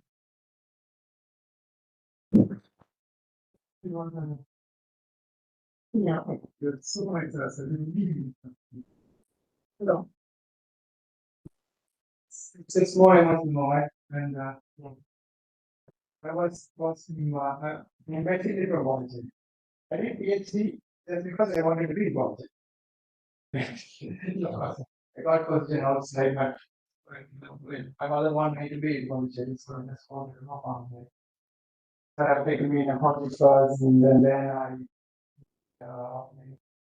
became a PhD scholar. So he was very instrumental in shaping my life from the beginning. He knows everyone. The whole family knows my whole background, and he was very helpful. I spent a lot of time with him, with my family also. Whenever he was down, I think most of the time I was. But when I did a PhD with him, he was around 5'4" or something. You know, that I used to what we are realized that 40 years started shaking. So I mean, around mid 40s, he was okay, and the first since I was 60. Yeah, there's kidney stone issue, and I was no knowledge. Then we all came, so I took him to the hospital. Most of the time, whenever he was down, I was. Extra time when he was. One of the time because I already moved to postdoc, there was very let me go for the annoying because I was thinking it was a little bit small problem because of not getting full information being mixed. So it was very unfortunate that this is something that I regret forever. So the moment that I could not even come because it all happened in over a day, and I could not even come. Of course, it was the conference of from our conference even. So I'm very I came from a conservative family, and then it really transformed. It really transformed. Like many of you are many events have events. When one event, sir, so on January event, you were there. I will remember from my close even that event. So by me influence. Many people say you remember oil and symposium. He always says that many people and publishing over the good business won't give, and it's not complete as a PhD scholar because right after PhD you may get a job. So you usually prepare in every aspect. So organizing a conference, doing a meeting, doing all kind of writing a proposal, managing the structure, procurement, always 5, 6 projects will be running parallel in our lab. You have to manage. So you have to come out of this. How important is this? Everybody agree, I don't know, but here we try in that way. So my students, my students at school, you also want to be involved in organizing very and mission proper, formation paper, and very good businesses are. Like gradually you have to so that is very, very important. So was very instrumental in shaping me in that aspect of my career as well. So when there was one event, there's 100% event I can remember. There's one event is I still remember it just in my that. I'm from Pondicherry, I not even travel because all my relatives in Pondicherry. My first time, my train was to Kolkata during the PhD. So during the PhD was my first time travel. So, sir, whenever he goes, he used to travel a lot. Whenever he travels in any place in Tamil Nadu, I always do. He always keep traveling with me. I always, sir, 20, 30 times I was with him. Which every place. I never traveled before PhD outside Pondicherry, maybe Chennai or something other than that. I've not. But with him, I've traveled almost every place I was in continents of Tamil Nadu and extends North India as well. So he has shown the very, I mean, about the world. Otherwise, it's that kind of platform. I'm really not sure that I will get with any professor which they won't take students much and they won't travel much.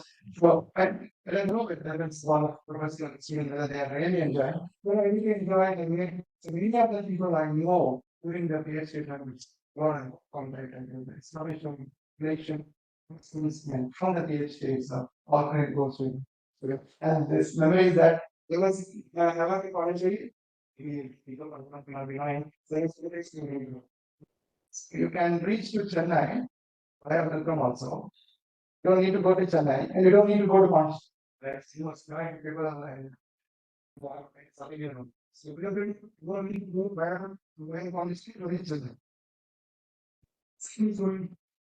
Sleep. System is going to meet Rahul and something. And he's going. He's going to meet Rahul. So that you need to go to India alone. We have to all single ones. Sometimes we don't like using that. But they were working for living in there. But it's really actually one travel in the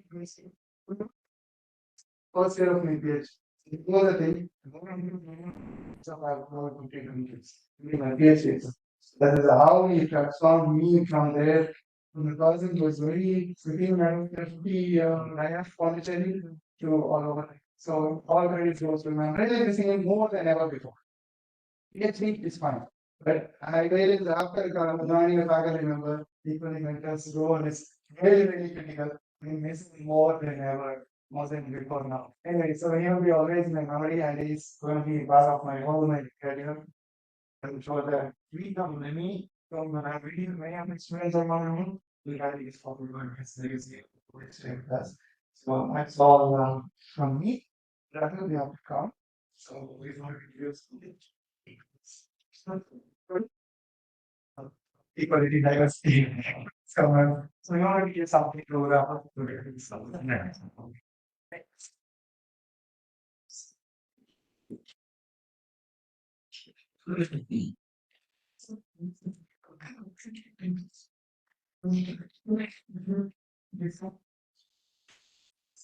So please come.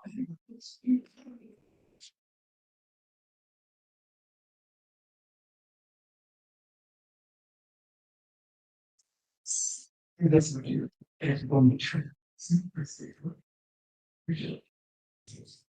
Business. I don't think I know that thing. I didn't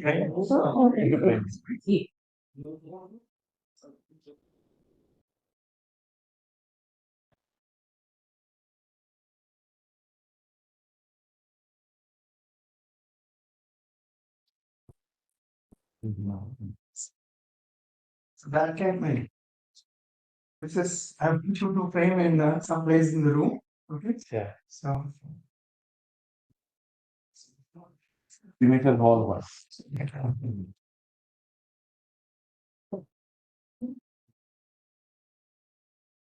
wait more time. It's much more time.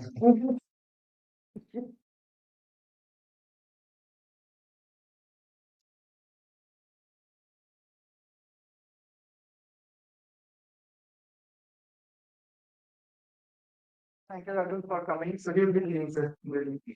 So it's really nice to so pass all of greetings and all the love to family. Yeah, okay. Yeah. So that's all for the day. There's nothing more, sir. Good job. Thank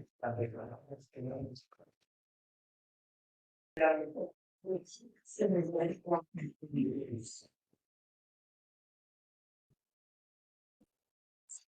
Yeah.